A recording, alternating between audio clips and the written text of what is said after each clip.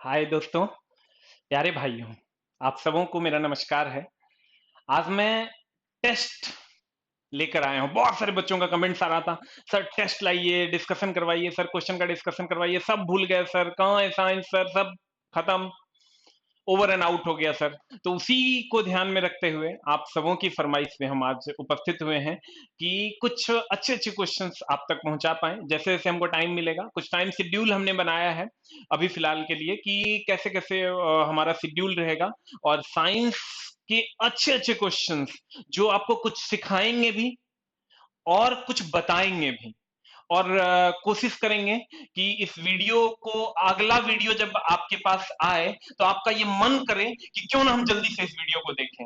ऐसा कुछ डिस्कशन हम आपके सामने लेकर आए हैं और प्रस्तुत है सर उसी कड़ी में आपके सामने साइंस का डिस्कशन लाइव हम आ रहे हैं एवरी एमडब्ल्यू ऐप में। टाइमिंग होगा 3 से 4 PM में बाय एफ के झा। और इसमें आपको कुछ खास टॉपिक से क्वेश्चंस रहेंगे जिससे हम टॉपिक को क्लियर कर पाए।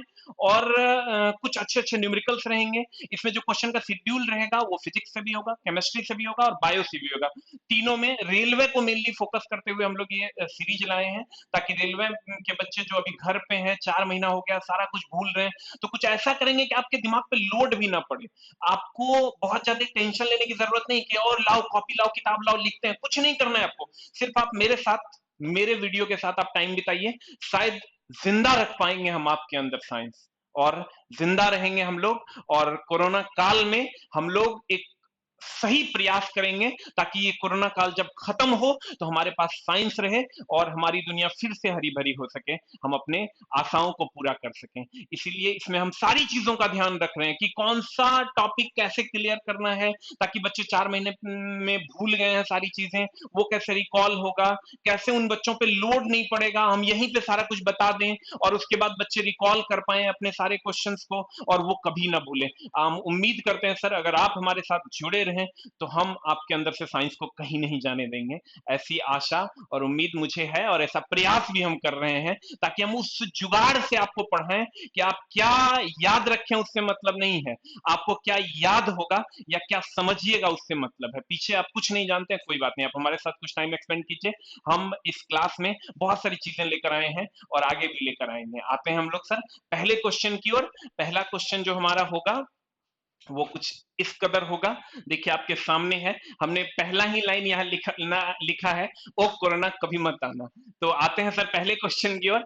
डॉल्फिन में अवरोधों की दूरियां, गौर फरमाइएगा, डॉल्फिन में अवरोधों की दूरियां, अवरोधों की दूरियां, दिशाएं, स्वभाव एवं आमाप का पता लगा लेते हैं। यह किन तरंगों के परावर्तन के कारण संभव है, ये क्वेश्चन है हमारा। तो सर हम देखेंगे, ये डॉल्फिन है, गौर फरमाइएगा, डॉल्फिन, डॉल्फिन क्या करता है, आप देखेंगे डॉल्फिन को ऐसे ऐसे कूदते रहता है। उसको सर शौक नहीं है ऐसे ऐसे कूदते का, एक्सरसाइज नहीं करता है वो क्यों कूदता है, वो अपने शिकार के लिए कूदता है, क्योंकि उसका छोटा सा मुंह होता है, वो उस मुंह से सर शिकार नहीं कर सकता। वो क्या करता है, हैवी वेट होता है, जिसके पास जो रहेगा वही जुगाड़ यूज करेगा। आपके पास सर शिक्षा है तो आप उसी से कुछ आगे बढ़ने की कोशिश करेंगे। आपसे सर कुदाली चलाना संभव नहीं है, तो इसके पास हैवी वेट है, मुंह छोटा है, तो ये ऐसे करके कूदता है, हैवी वेट के सारे शिकार को मार देता है। लेकिन सर उसको पता कैसे चलेगा यहाँ शिकार है, तो पता करता है उस तरह से। गौर फरमाइएगा, अगर हम इसकी बात करें डॉल्फिन की, तो डॉल्फिन की अगर हम बात करें तो डॉल्फिन देखिए यहां से एक पराश्रव्य तरंग वो छोड़ता है। गौर फरमाइएगा, ये पराश्रव्य तरंग वो छोड़ता है, ये पराश्रव्य तरंग छोड़ा, और ये छोटी मछली उसका टारगेट है। आप जब गौर कीजिएगा सर, ये छोटी मछली उसका टारगेट है, और यहां से रिफ्लेक्ट होकर देखिए एक वेव जा रही है जो इसको सुनाई दी, तो इसको पता चल गया कि यहाँ टारगेट है। गौर फरमाइएगा, फिर से हम देखेंगे कि ये यहां से एक तरंग छोड़ती है, ये यहां से एक तरंग छोड़ती है, ये देखिए इसने तरंग छोड़ा और ये इससे टकराई, टकराने के बाद एक रिफ्लेक्टिंग वेव इसके पास पहुंची और इसने सुना, सुनने के बाद सर ये पता कर ली कि यहाँ पर टारगेट है। जैसे सर एकदम सिंपल सा बात है, कभी आप क्या कीजिए, आप अपने बाथरूम या टॉयलेट में बैठे हुए हैं, लेटरिंग रूम जिसको कहते हैं, वहां बैठे हुए हैं और आप सर किसी से बात कीजिए, आपको तुरंत सामने वाला कह देगा, का रे क्या कर रहा है, या तो जो कर रहा है वो कर लो, ना तो बात कर लो। मतलब उसको पता चल जाता है कि कहीं ना कहीं संकीर्ण जगह में कुछ गंदा काम कर रहा है। इसका मतलब ये हुआ कि अगर आपका दीवार नजदीक है तो रिटर्निंग अलग टाइप का आता है, और जैसे गांधी मैदान में आप बोलिएगा तब का रिटर्निंग अलग टाइप का होता है, क्योंकि वहां दीवार नहीं है। इसका मतलब ये हुआ कि अगर दीवार नजदीक है तो अलग टाइप का रिटर्निंग है, और दीवार नहीं है तो अलग टाइप का रिटर्निंग है। वही हाल यहाँ भी होता है। यहाँ क्या होता है सर, यहाँ अगर हम जाएं, यहाँ अगर हम जाएं तो यहाँ आप गौर से देखिएगा, ये जो डॉल्फिन यहाँ से भेजा, अगर मान लीजिए कि यहाँ पर ये छोटी मछली नहीं रहता तो ये कितने चली जाती, लौट कर नहीं आती।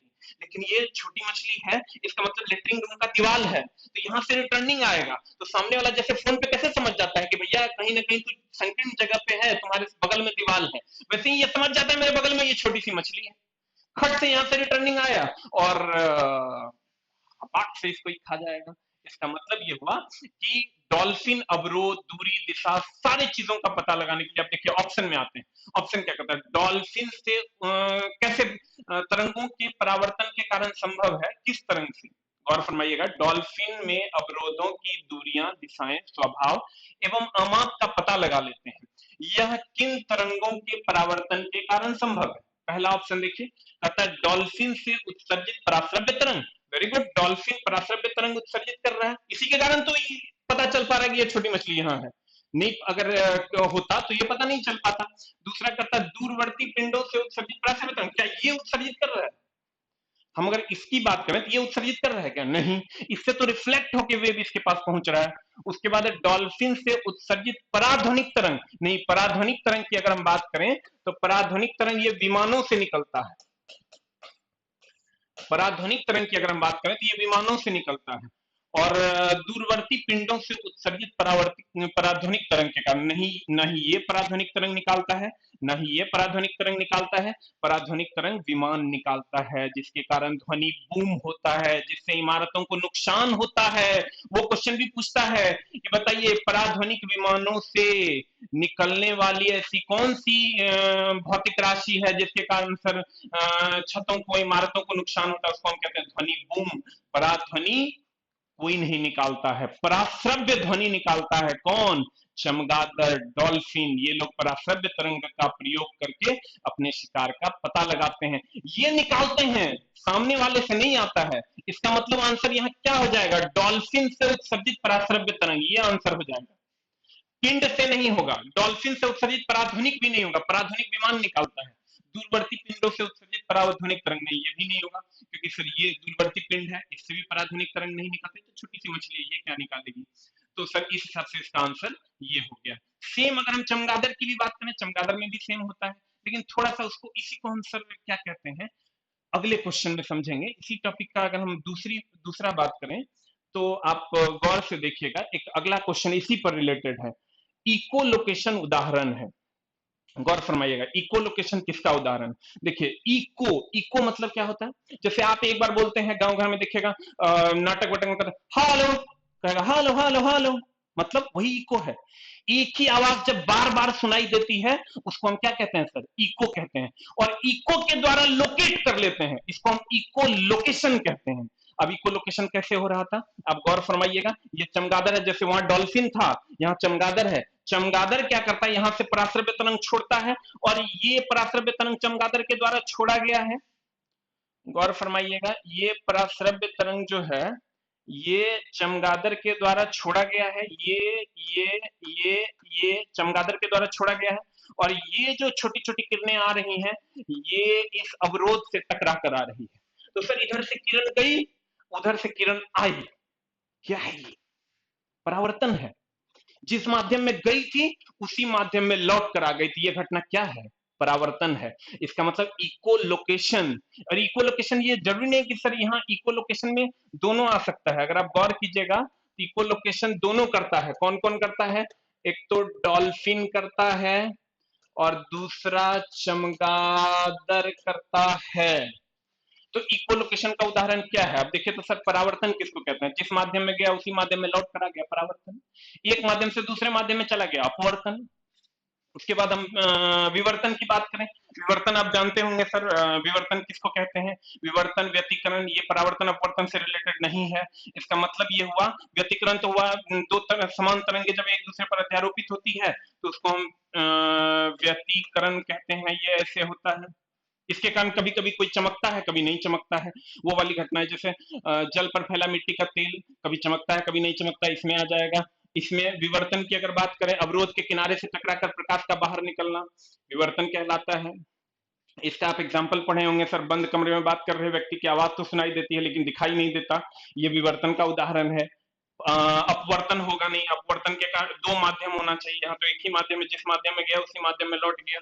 अपवर्तन का उदाहरण आप पढ़े होंगे सर, जल में डूबा हुआ लकड़ी का टुकड़ा टेढ़ा दिखाई देता है, जल में डूबी मछली ऊपर उठी हुई दिखाई देती है, ये सब किसका एग्जाम्पल है? अपवर्तन। जितना अप है, मतलब जो भी ऊपर उठा हुआ चीज है, वो सब किसका एग्जाम्पल है? अपवर्तन का एग्जाम्पल है।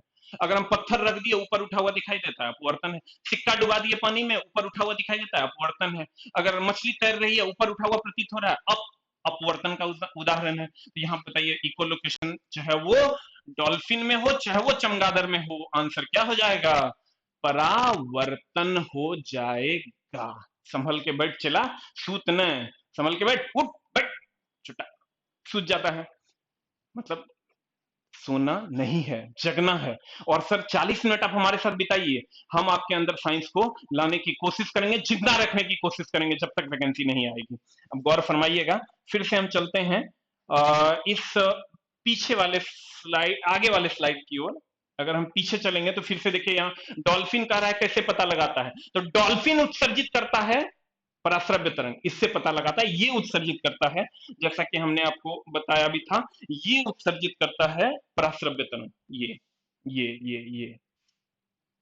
फिर अगर हम नेक्स्ट स्लाइड में आएंगे तो ये कहता है इसी को, उसी को इकोलोकेशन, इसको भी हम इकोलोकेशन कहते हैं। ये इकोलोकेशन का उदाहरण है, ये इकोलोकेशन है ये भी। और ये भी, ये क्या है, यहां से परावर्तित हुआ। यहां भी कह देता है कि डॉल्फिन जो है अपने शिकार को कैसे खाता है, किसके कारण? परावर्तन के कारण। और डॉल्फिन खुद उत्सर्जित करता है क्या? पराश्रव्य तरंग। खत्म है कहानी। कहेगा चमगादड़ किसके द्वारा अपने शिकार का पता लगाता है? कहेंगे भैया इको लोकेशन के द्वारा। क्या करता है वो छोड़ता है पराश्रव्य तरंग। चमगादड़ या डॉल्फिन छोड़ता है पराश्रव्य तरंग। और यह घटना किसका उदाहरण है? परावर्तन का। यहाँ कह रहा है कि भैया कैसे पता लगाता है? डॉल्फिन उत्सर्जित करता है पराश्रव्य तरंग, पराध्वनि नहीं। पराध्वनि की विमान द्वारा उत्सर्जित होता है, जिसके कारण विमानों को, इमारतों को नुकसान होता है। और जब यहाँ आएंगे हम, ये भी इकोलोकेशन है, चाहे वो चमगादड़ के केस में हो चाहे वो डॉल्फिन के केस में हो। एग्जाम्पल, इसका आंसर क्या हो जाएगा? परावर्तन। अब आते हैं क्वेश्चन नंबर कितना पे? 3 पे। जल विद्युत गृह में टरबाइन का क्या कार्य है?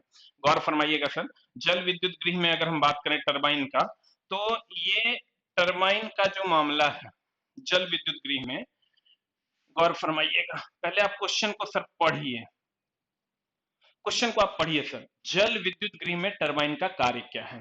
कहता है गतिज ऊर्जा को क्षितिज ऊर्जा में, स्थितिज ऊर्जा को गतिज ऊर्जा में, गतिज ऊर्जा को विद्युत ऊर्जा में, विद्युत ऊर्जा को गतिज ऊर्जा में।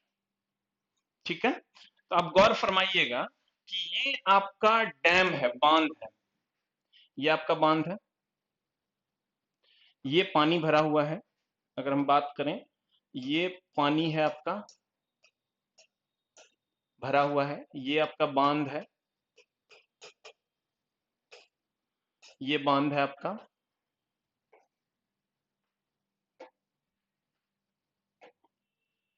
ये आपका बांध है। और यहां जब आप आइएगा तो यहां से देखिए, इसको पेन स्टॉक कहते हैं। यहां से ये पेन स्टॉक से पानी आया और ये टरबाइन है।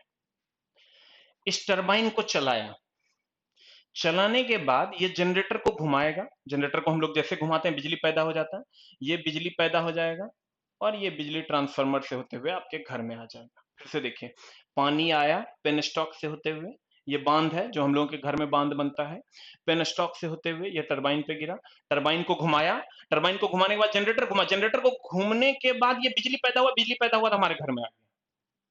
आप बोलोगे रे मास्टर साहब तो कैसे कैसे हुआ? तो थोड़ा सा हम इसको वीडियो की मदद से जानने की कोशिश करते हैं, वीडियो की मदद से जानने की कोशिश करते हैं। गौर फरमाइएगा,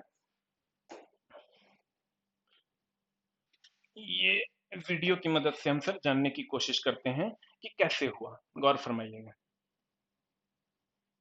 ये देखें, ये मूविंग वाटर है जो पेन स्टॉक से आ रहा था, ये टरबाइन है, इसको घुमाएगा, ये जनरेटर है, ये घूमेगा, और घूमने के बाद सर अगर हम बात करें तो घूमने के बाद यहाँ से सर हमको बिजली मिल जाएगी, ये इलेक्ट्रिसिटी हमको मिल जाएगी सर। ठीक है, एक बार फिर से हम देखेंगे इस वीडियो को चला के,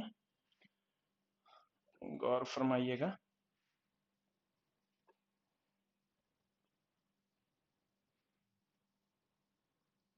देखें, ये पानी इधर से आया, इधर से निकल गया, लेकिन टरबाइन को घुमा दिया,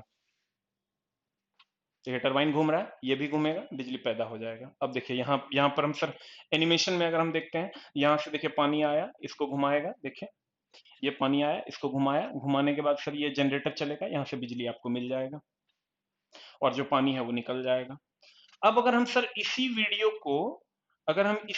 को थोड़ा सा और बैक करके देखते हैं, तो आप गौर से देखिएगा, यहां से जो पानी आया टरबाइन को घुमाया, तो यहां पर इट्स डैम के पास, आप तो जानते हैं बांध मतलब सर पोटेंशियल एनर्जी।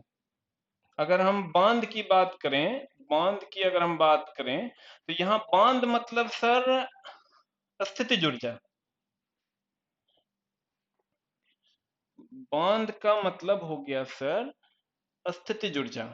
गौर फरमाइएगा, यहां हमको मिल गया स्थितिज ऊर्जा, ये बांध में स्थितिज ऊर्जा होता है, सब जानता है। ये यहां से स्थितिज ऊर्जा इसको मिला, मिलने के बाद ये मोशन में आ गया, यानी ये हो गया, ये अगर हम बात करें तो ये हो गया हमारा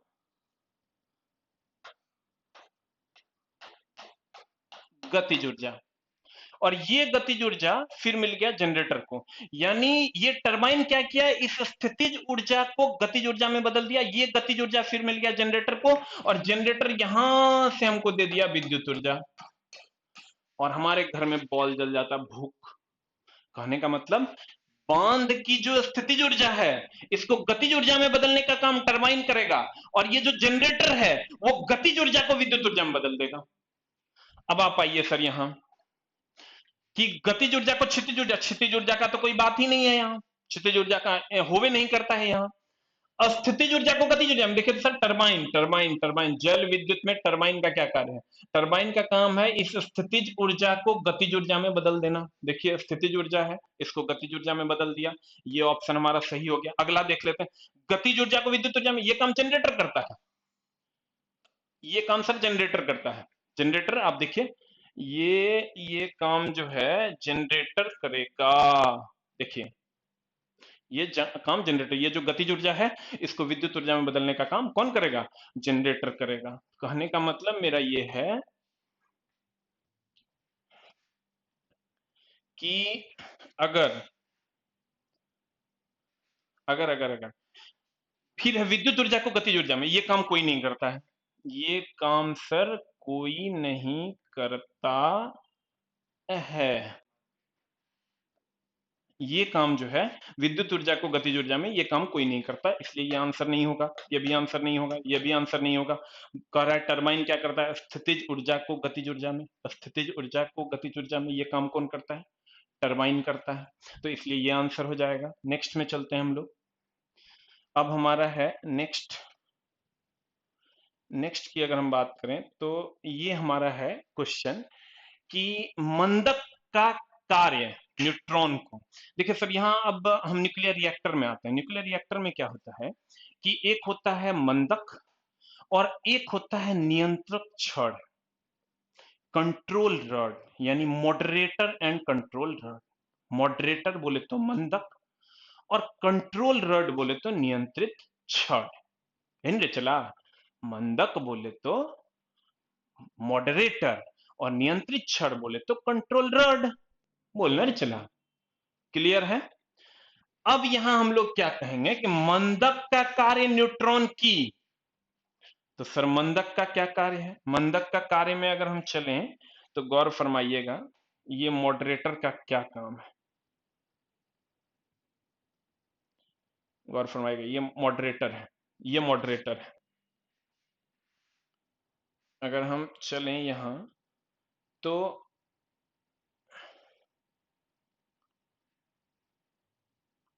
ये मंदक है, और मंदक से ये निकला न्यूट्रॉन। क्योंकि होता क्या है सर कि अगर आप यूरेनियम पर न्यूट्रॉन से अटैक करवाते हैं तो बेरियम एसी चला और क्रिप्टन निकलता है, और साथ में 3 न्यूट्रॉन निकलता है। ये मामला है। अगर आप यूरेनियम पर न्यूट्रॉन से अटैक करवाते हो तो ये बेरियम और क्रिप्टन निकलता है, और साथ में 3 न्यूट्रॉन निकलता है। इसमें से फिर से हम लोग 2 न्यूट्रॉन को खा जाते हैं और 1 न्यूट्रॉन से अटैक करवाते हैं। गौर फरमाना, ये चूंकि न्यूक्लियर रिएक्टर है, नाभिकीय विखंडन अभिक्रिया होगी, तो यूरेनियम पर न्यूट्रॉन से अटैक करवाएंगे, बेरियम और क्रिप्टन में टूटेगा, साथ में 3 न्यूट्रॉन निकलेगा। इस 3 न्यूट्रॉन में ये 2 न्यूट्रॉन, अगर तीनों न्यूट्रॉन अटैक कर दिया तो अनियंत्रित नाभिकीय विखंडन अभिक्रिया हो जाएगा। इसलिए हम लोग 2 न्यूट्रॉन को निकाल के या तो उसको अस्थिर कर देते हैं या तो उसको अवशोषित कर लेते हैं, 2 काम करते हैं। अब यहां अगर आप आओगे तो यहां पर से हम 2 काम करते हैं इसके साथ। या तो इस 2 न्यूट्रॉन में को या तो मंदित कर देते हैं, या तो दूसरा काम हम करते हैं सर कि इसको अवशोषित कर लेते हैं। अब मंदित करने का काम कौन करेगा? मंदक। अवशोषित करने का काम कौन करेगा? नियंत्रित क्षण। गौर फरमाइएगा, अगर हम बात करें नियंत्रित क्षण, थोड़ा सा ध्यान दीजिएगा, फिर से बताते हैं।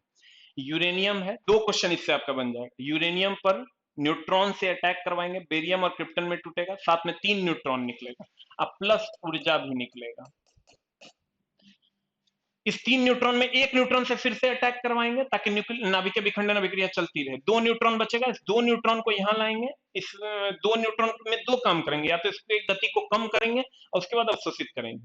गति को कम करने का काम, मंदित करने का काम मंदक का होता है, और मंदक के रूप में जो हम लोग प्रयोग करते हैं इसमें D2O यानी भारी जल, और और अगर हम बात करें तो ग्रेफाइट। ग्रेफाइट। और अगर हम नियंत्रित छड़ की अगर हम बात करें तो बोरोन और कैडमियम की छड़ नियंत्रित छड़ होती है। दोनों का सर अलग अलग काम है। यहाँ बहुत सारा डाउट होता है बच्चों को कि मंदक के रूप में हम लोग मंदित करने के लिए मंदक का उपयोग करते हैं जो गति को धीमा करता है, और D2O और ग्रेफाइट दोनों का उपयोग करते हैं नियंत्रित छड़ के रूप में बोरोन और कैडमियम। इसका काम है सिर्फ मंदित करना यानी धीमा करना, ये अवशोषित नहीं करता है। और इसका काम है अवशोषित करना, ये धीमा नहीं करता है। दोनों अलग अलग बातें हैं सर। ये मंदक का काम है रोकना सर, भैंस का काम है दूध देना, तो दूध देगी। अब भैंसा का जो काम है वो भैंसा करेगी। भैंसा कभी दूध दे सकती है क्या? कभी नहीं दे सकती है, भैंसे देगी। मतलब जिसका जो काम है वही करना है, यानी मंदक का काम है मंदित करना, वही काम करेगा। अवशोषक का काम है अवशोषित करना। इसके रूप में बोरोन और कैडमियम की छड़ का प्रयोग करते हैं।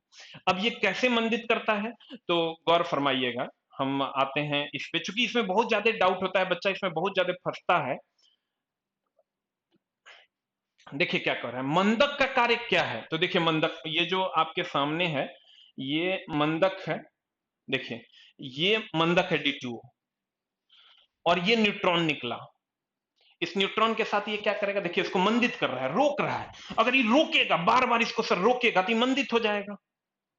हम उधर से न्यूट्रॉन ये लाल वाला आ रहा है और ये हम D2O है, इसको हम रोक रहे हैं, रोक रहे हैं, रोक रहे हैं, क्या होगा? रुकेगा। और रुकेगा सर तो हमारा काम हो जाएगा। गौर फरमाइएगा, फिर से हम देखेंगे। अगर अगर अगर अगर ये न्यूट्रॉन इधर से आ रहा है, ये D2O है, तो ये D2O रोकेगा, तो रोकेगा, अनियंत्रित क्षण कहेगा कि हम अवशोषित कर लेंगे। तो 2 न्यूट्रॉन जो एक्स्ट्रा हमारा बच रहा था सर, वो तो हमारा गया, तो हमारा काम हो जाएगा। इसलिए हम लोग तब ये न्यूक्लियर रिएक्टर बैलेंस रहेगा। नहीं तो अगर सर अनबैलेंस हो गया तो परमाणु बम बन जाएगा। परमाणु बम बन जाएगा मतलब समझ रहे, 1 करोड़ डिग्री टेम्परेचर जनरेट हो जाएगा। इसलिए इस 2 न्यूट्रॉन को रोकना भी जरूरी है और अवशोषित करना भी जरूरी है। तो रोकने का काम मंदक करेगा, अवशोषित करने का काम नियंत्रित छड़ करेगा। मंदक कौन कौन है? तो D2O और ग्रेफाइट। और D2O यानी भारी जल, भारी जल और ग्रेफाइट दोनों ऑप्शन में रहता है कभी कभी, उसके लिए हम दूसरा क्वेश्चन डिजाइन किए हैं। अब आप क्वेश्चन में आइए, मंदक का कार्य न्यूट्रॉन की या को अवशोषित करना, मंदित करना। लड़का क्या करता है, जैसे मंदक देखा और वो कहेगा कि न्यूट्रॉन को अवशोषित करना, खट से मार के चलाता है, जो कि सर एकदम कहीं से भी सही नहीं है। ये सर गलत है, गौर फरमाइएगा, ये जो मामला है ये गलत है।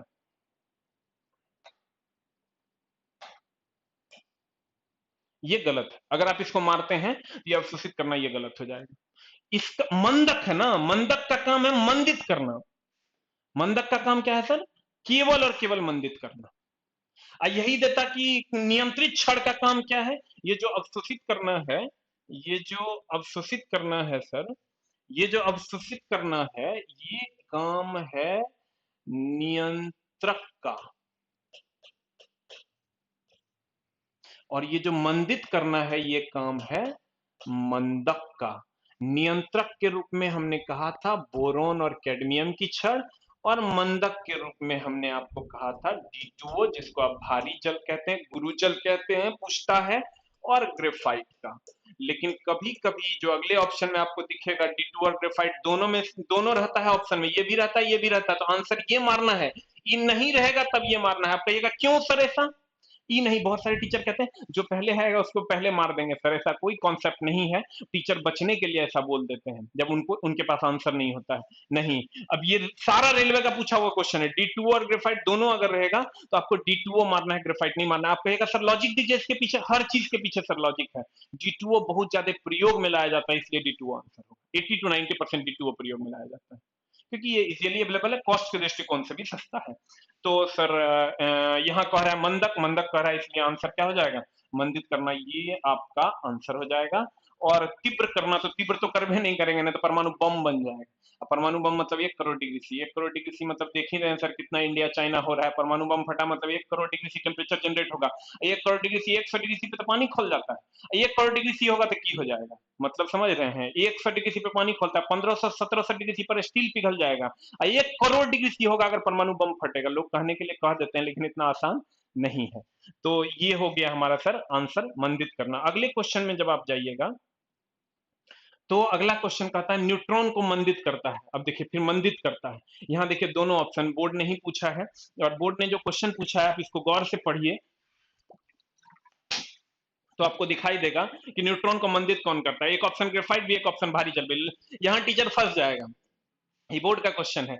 यहाँ टीचर फंसेगा कैसे? टीचर कहेगा कि भैया रे, जे पहले रहेगा ओकरा मार देना, तो भैया यहाँ मारोगे नहीं, मरा जाओगे, इसलिए यहाँ ग्रेफाइट नहीं होगा आंसर। आप कहिएगा क्यों नहीं होगा आंसर? इसलिए नहीं होगा क्योंकि सबसे ज्यादा इसका प्रयोग करते हैं, ये होगा आंसर। ग्रेफाइट नहीं मारना। लड़का एग्जाम में हड़बड़ी में रहता है, न्यूट्रॉन को मंदित करता है कौन? ग्रेफाइट। गलत है, क्लियर। यहां आंसर हो जाएगा भारी जल, और ये आपका हो जाएगा sir second answer. This one is the second answer. अब आते हैं सर हम लोग, और ये सोडियम तो होगा नहीं, सोडियम को द्रवित मिश्र धातु का उपयोग ठंडा करने के लिए करते हैं सर, रिएक्टर को ठंडा करने के लिए सोडियम का प्रयोग करते हैं। अगर हम हीलियम की बात करें, हीलियम तो अक्रिय गैस है, जान ही रहे होंगे सर, वायुयान के टायर में हम लोग इसका उपयोग करते हैं, अन्य बहुत सारे जगहों पर हम लोग इसका उपयोग करते हैं हीलियम का। सांस लेने में भी हम लोग इसका उपयोग हीलियम और ऑक्सीजन को साथ में मिला के करते हैं। तो हीलियम के बहुत सारे गुण हैं। अब हम आते हैं सर नेक्स्ट क्वेश्चन की ओर। ये क्वेश्चन क्या कहता है? कहता है क्वेश्चन कि क्वेश्चन नंबर अगर हम 6 में चलें कि किसी कुत्ते से, गौर फरमाइएगा जनाब, कुत्ता, कुत्ता समझ रहे होंगे सर, आजकल बड़ा रोड पे आप लोग देखते होंगे कुत्ता को। 450 मीटर की दूरी पर खड़ा कोई मनुष्य 500 हर्ज की ध्वनि सुनता है, तो कुत्ता से मनुष्य के पास पहुंचने वाले 2 क्रमागत संकीर्णों में कितना समय अंतराल होगा? क्वेश्चन बड़ा इधर से लगाने पे ही बनेगा, नहीं तो नहीं बनेगा। आप कहिएगा सर ये क्वेश्चन टाइप का अगर आएगा, हम दो क्वेश्चन आपके लिए लाए हैं जो कि इस टाइप के क्वेश्चन अभी पूछे जा रहे हैं, इसलिए दो क्वेश्चन हम आपको प्रैक्टिस करवा देंगे, इसके बाद इस टाइप का क्वेश्चन आपसे हमेशा बनेगा। आप कहिएगा सर कैसे रे मास्टर, ऐसे रे भाई, भी बराबर एन लेमडा एक पढ़े हो, यहां से एन बराबर हो जाएगा भी बाई लेमडा। एक फॉर्मूला और आप पढ़े होंगे, एन बराबर 1/t या टी बराबर 1/n। ये पढ़े हैं सर कि नहीं पढ़े? इतने फॉर्मूला हमको ये बता दीजिए कि ये आपने पढ़ा है या नहीं पढ़ा है, ये आपने पढ़ा है या नहीं, गौर फरमाइएगा। भी बराबर एन लेमडा शायद आप पढ़े होंगे, एन बराबर भी बाई लेमडा, एन बराबर 1/t पढ़े हैं सर, एन बराबर 1/t। अब मामला क्या है सर कि एन बराबर 1/t, भी बराबर एन लेमडा या एन बराबर भी बाई लेमडा, इसी पर सवाल रहता है, बनाना कैसे। हमको क्या करना होगा, क्वेश्चन से गिवन दैट निकालना है कि क्वेश्चन में दिया हुआ क्या क्या है, क्वेश्चन में क्या क्या दिया हुआ है वो निकालना है, और कुछ नहीं करना है। हमने आपको कहा सर आपको कुछ नहीं करना है, बस तीन फॉर्मूला को ध्यान में रखना होगा। कौन कौन? एक भी बराबर एन लेमडा, एक एन बराबर, इसी को हम लिख सकते हैं भी बाय लेमडा, और एक टी बराबर 1/n। इतना को आप ध्यान में रखिए तो आपका सवाल बन जाएगा। गिवन दैट निकालिए सर। न्यूमेरिकल अगर आप मेरे हिसाब से बनाइएगा ना तो एक भी न्यूमेरिकल नहीं छूटेगा, इसकी 150% की गारंटी है। बहुत कम पढ़ना पड़ेगा और न्यूमेरिकल बनेगा, नहीं कैसे बनेगा, अरे चला एकदम बनेगा। लेकिन मेरे हिसाब से तुमको सोचना होगा, क्या करो, जैसे देना तरंग, आवृत्ति, फलना, चिलना, मीटर पर सेकंड में, कुछ मीटर में दे दे, कुछ हर्ज में दे दे। क्वेश्चन से घबराना नहीं, आज के बाद सब क्वेश्चन इस टाइप का बनेगा। आपको क्या करना है, गिवन दैट निकालिए, किसी कुत्ते से 450 मीटर की दूरी। तो आप सर एक चीज और ध्यान देखिए, वेग, वेग का यूनिट क्या होता है, मीटर पर सेकंड। एन का यूनिट क्या होता है सर, हर्ज। टी समय है या समयांतराल या आवर्तकाल, इसको सर हम सब कहते हैं, समय, समयांतराल या आवर्तकाल, इसको जो आप कह दीजिए सर वो सब जायज है इसके लिए। तो ये हो जाएगा आपका सेकंड, और लेमडा दूरी है सर, इसका यूनिट हो जाता है मीटर। आप गौर से देखिए, नहीं समझ में आए क्या करना है कि 400 मीटर है, 400 मीटर है यानी लेमडा हो जाएगा ये। चलिए लेमडा हो गया आपका 400 मीटर, और क्या दिया, 500 हर्ज, यानी हर्ज किसका यूनिट है, एन का, एन हो गया 500 हर्ज। अब सर गौर फरमाइएगा, 500 हर्ज। अब क्या बचा सर, 500 हर्ज। अब और तो कुछ नहीं है, तो मनुष्य कितना समय अंतराल होगा, समय अंतराल का मतलब हो गया सर कथी, यहां आ जाइए, समय अंतराल कहे, आवर्त कहे, आवर्तकाल कहे, इसका मतलब हो गया टी। अब वैसे भी देख रहे हैं हम सब सेकंड में है, यानी टी निकालना है हमको, लेमडा दिया हुआ है, एन दिया हुआ है, टी निकालना है। देखिए तो कौन सा फॉर्मूला सूट कर रहा है, इसमें हम टी है ही नहीं तो ये लगेगा नहीं, इसमें भी टी नहीं है, नहीं लगेगा। इसमें देखिए टी है, टी बराबर 1/n होता है, लगा देंगे टी बराबर 1/n, यानी टी बराबर 1/n। ये कुत्ता यहां से सर बोल रहा है, कह रहा है किसी कुत्ते से 450 मीटर की दूरी, यहां से अगर हम बात करें सर, यहां से इस कुतवा से यहां तक की दूरी दे दिया है 450 मीटर। कोई मनुष्य 500 हर्ज की ध्वनि सुनता है, ये जो सुन रहा है सर, ये 500 हर्ज की ध्वनि सुन रहा है। कुत्ता से मनुष्य के पास पहुंचने वाले दो क्रमागत संपीड़नों का समय अंतराल यानी कह रहा है क्या, तो टी, तो टी बराबर 1/n होता है, चूंकि n दिया हुआ है, लगा देंगे 1/500, सर गुना भाग कर लीजिए, आंसर आ जाएगा, देखिए 0.02 सेकेंड आएगा शायद, देख लीजिएगा गुना भाग करके, 0.02 सेकेंड शायद आएगा, ये आंसर हो जाएगा। फिर से पढ़िए सर, एक किसी कुत्ते से 450 मीटर की दूरी पर खड़ा मनुष्य, 450 मीटर यहां से यहां तक का दूरी कुत्ता है, ये मनुष्य है, 450 मीटर दे दिया है। अब 500 हर्ट्ज की ध्वनि, यानी ये जो सुन रहा है ये 500 हर्ट्ज की ध्वनि सुनता है। कुत्ता से मनुष्य के पास पहुंचने वाले दो क्रमागत संपीड़नों का समांतराल टी का मान निकालना है। हम जानते हैं टी बराबर 1/n होता है। n का मान दिया हुआ है, पुट कर दिए, you will get the answer. देख लीजिएगा सॉल्व करके सर कितना आता है। 500 जीरो पॉइंट देंगे, एगो जीरो आएगा, फिर एगो जीरो देंगे तो हो जाएगा 0.02 आएगा शायद, आप गुना भाग करके देख लीजिएगा, जो भी आएगा वो आंसर हो जाएगा आपका। 500 को आप दे ही दीजिए सर, भाग ही दे देते हैं, नहीं तो फिर वीडियो में कमेंट्स आ जाएगा कि सर ये का किए, नहीं आ रहा है। 0. यहाँ एगो जीरो दिए, पॉइंट के कारण जीरो आया, फिर एगो जीरो दिए तो 100 हुआ, फिर 2100 हुआ, फिर एगो जीरो देंगे, 0.02 सेकंड आ जाएगा आपका आंसर, यानी ये आंसर नहीं होगा, ये आंसर होगा, तो आपका ये आंसर हो गया। आप मिला लीजिएगा फिर से एक बार सर, देख लीजिए, ये आप इस क्वेश्चन में गौर से देखिए, ये 450 मीटर झूठे दे दिया है, इसका कोई काम नहीं है। लड़का जैसे एग्जाम हॉल में सर देखता है ना, बाप रे बाप, फिजिक्स के न्यूमेरिकल नहीं बनता हो कैसे, हमारे साथ सर कुछ टाइम बिताइए, हम न्यूमेरिकल बनवा देंगे, कुछ नहीं सोचना है। जैसे तरंग के बारे में कहे, जैसे दूरी के बारे में कहे, हर्ज कहे, तीनों को फॉर्मूले है, बी बराबर एन लेमडा लगेगा ना, एन बराबर डी बाई लेमडा लगेगा ना, टी बराबर 1/n लगेगा, कैसे नहीं बनेगा न्यूमेरिकल, एकदम बनेगा। हम अगला क्वेश्चन देखिए बना के दिखाते हैं। सोचना क्या है, भी बराबर एन लेमडा, एन बराबर डी बाई लेमडा, टी बराबर 1/n, इतने लगेगा। अब ध्यान रखना है, भी वेग है, मीटर पर सेकंड में होगा दिया हुआ, एन हर्ज में दिया हुआ रहेगा, टी सेकंड में दिया हुआ रहेगा चूंकि समय है, और लेमडा दूरी है, मीटर में होगा। अगला क्वेश्चन में देखिए एक बार, हम अगले क्वेश्चन की ओर चलते हैं सर।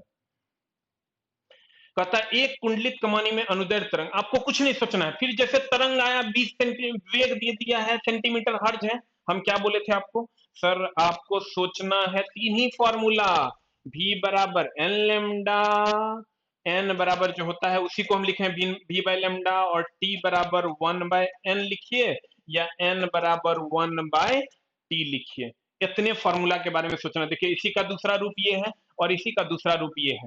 आप कहिएगा अरे मास्टर साहब तो कैसे बनाएंगे, कुछ नहीं, हम तो क्वेश्चन पढ़वो नहीं करते हैं, हमको इस टाइप का जैसे क्वेश्चन मिलता है हम इसको पढ़ते नहीं हैं। क्यों नहीं पढ़ते हैं भाई, ग्रुप डी का क्वेश्चन कल पढ़ेंगे, कैसे बनाएंगे अरे मास्टर, ऐसे बनाएंगे अरे भाई। क्या करना है, भी का मान दिया हुआ है 5 मीटर पर सेकंड, जैसे मीटर पर सेकंड में, इसका मतलब क्या है, वेग है, उसके बाद दे दिया 20 सेंटीमीटर, लेमडा का मान 20 सेंटीमीटर है, खाली ध्यान रखना है सेंटीमीटर को मीटर में बदल देना है, 0.2 मीटर हो गया। हमको हर्ज में आंसर चाहिए, देखिए क्वेश्चन हम नहीं पढ़ रहे हैं, हर्ज में आंसर चाहिए, हर्ज में एन एन चाहिए, तो एन बराबर होता है भी बाई लेमडा, भी दिया हुआ है 5, लेमडा दिया हुआ है, भी दिया हुआ है भैया 5, लेमडा दिया हुआ है कितना, तो 0.2, सॉल्व कर लीजिए आपको आंसर आ जाएगा 0.20 है ना, तो 0.20 कर दीजिए, क्या है भैया मीटर, 0.20 मीटर, पॉइंट उड़ा दीजिए, कितना आ जाएगा बताइए, काट खोट के देखिए कितना आता है आपका आंसर, 25 आ जाएगा, 20 दूनी 40, 2 10, 20 पंच 100, हर आंसर। एक बार फिर से देखते हैं सर, कुछ नहीं सोचना है, कुंडली में क्या है, कुंडली है, फलना है, चिलना है, ढकेलना है, कुछ ना सोचना है, क्या करना है, सिर्फ यूनिट का गेम है। वेग है मीटर पर सेकंड में होगा, आवृत्ति है हर्ज में होगा, समय है सेकंड में होगा, खत्म, लेमडा दूरी है मीटर में होगा। हम क्या करेंगे, हम सर नहीं जानते हैं कि क्वेश्चन कैसे बनेगा, हम देख लिए मीटर पर सेकंड है, सेंटीमीटर हर्ज है, इसका मतलब मीटर पर सेकंड में है ना, तो मेरा बस तीन गो फॉर्मूला, हमको दुए को फॉर्मूला समझना है, यानी मेनली v बराबर एन लेमडा, और n बराबर 1/t या t बराबर 1/n, बस भी निकाल देना है, 5 मीटर पर सेकंड, ये 20 सेंटीमीटर है, यानी लेमडा होगा ये 20 सेंटीमीटर, इसको बदल देंगे 0.20 मीटर। अब हमको चाहिए हर्ज, हर्ज चाहिए, यानी एन, एन बराबर भी बाई लेमडा, लगा देंगे, भी का वैल्यू दिया हुआ, लेमडा का वैल्यू दिया हुआ, आंसर आ जाएगा।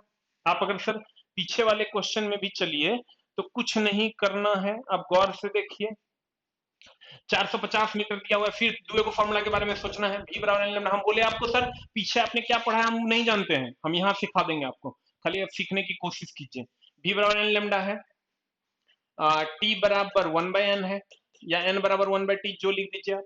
यहाँ क्या करना है सर, हमको 450 मीटर है, यानी लेमडा है हमारा 450 मीटर, 500 हर्ज है, n का मान दे दिया है 500 हर्ज। गोंगो गोंगो नहीं करना है, टी का सेकंड में है, यानी टी निकालना है, टी बराबर हो गया 1/n, n दिया हुआ है 1/n करेंगे, you will get the answer. कुछ नहीं करना है, v बराबर n लेमडा सोचना है, n बराबर v बाय लेमडा, t बराबर 1/n, n बराबर 1/t। जो गिवन दैट होगा, कौन फॉर्मूला लगेगा उसको लगा देना है, you will get the answer. दो क्वेश्चन उलट के देखिएगा सर प्रीवियस ईयर में, अब जो भी इस टाइप का क्वेश्चन होगा आपसे बन जाएगा। आते हैं हम लोग नेक्स्ट क्वेश्चन की ओर, टाइम अपना बर्बाद नहीं करेंगे हम लोग, और इस क्वेश्चन में आते हैं सर। इससे पहले शायद क्वेश्चन नहीं रहा होगा, हाँ ये आते हैं सर हम लोग 7 नंबर क्वेश्चन था आपका, 8 नंबर क्वेश्चन में।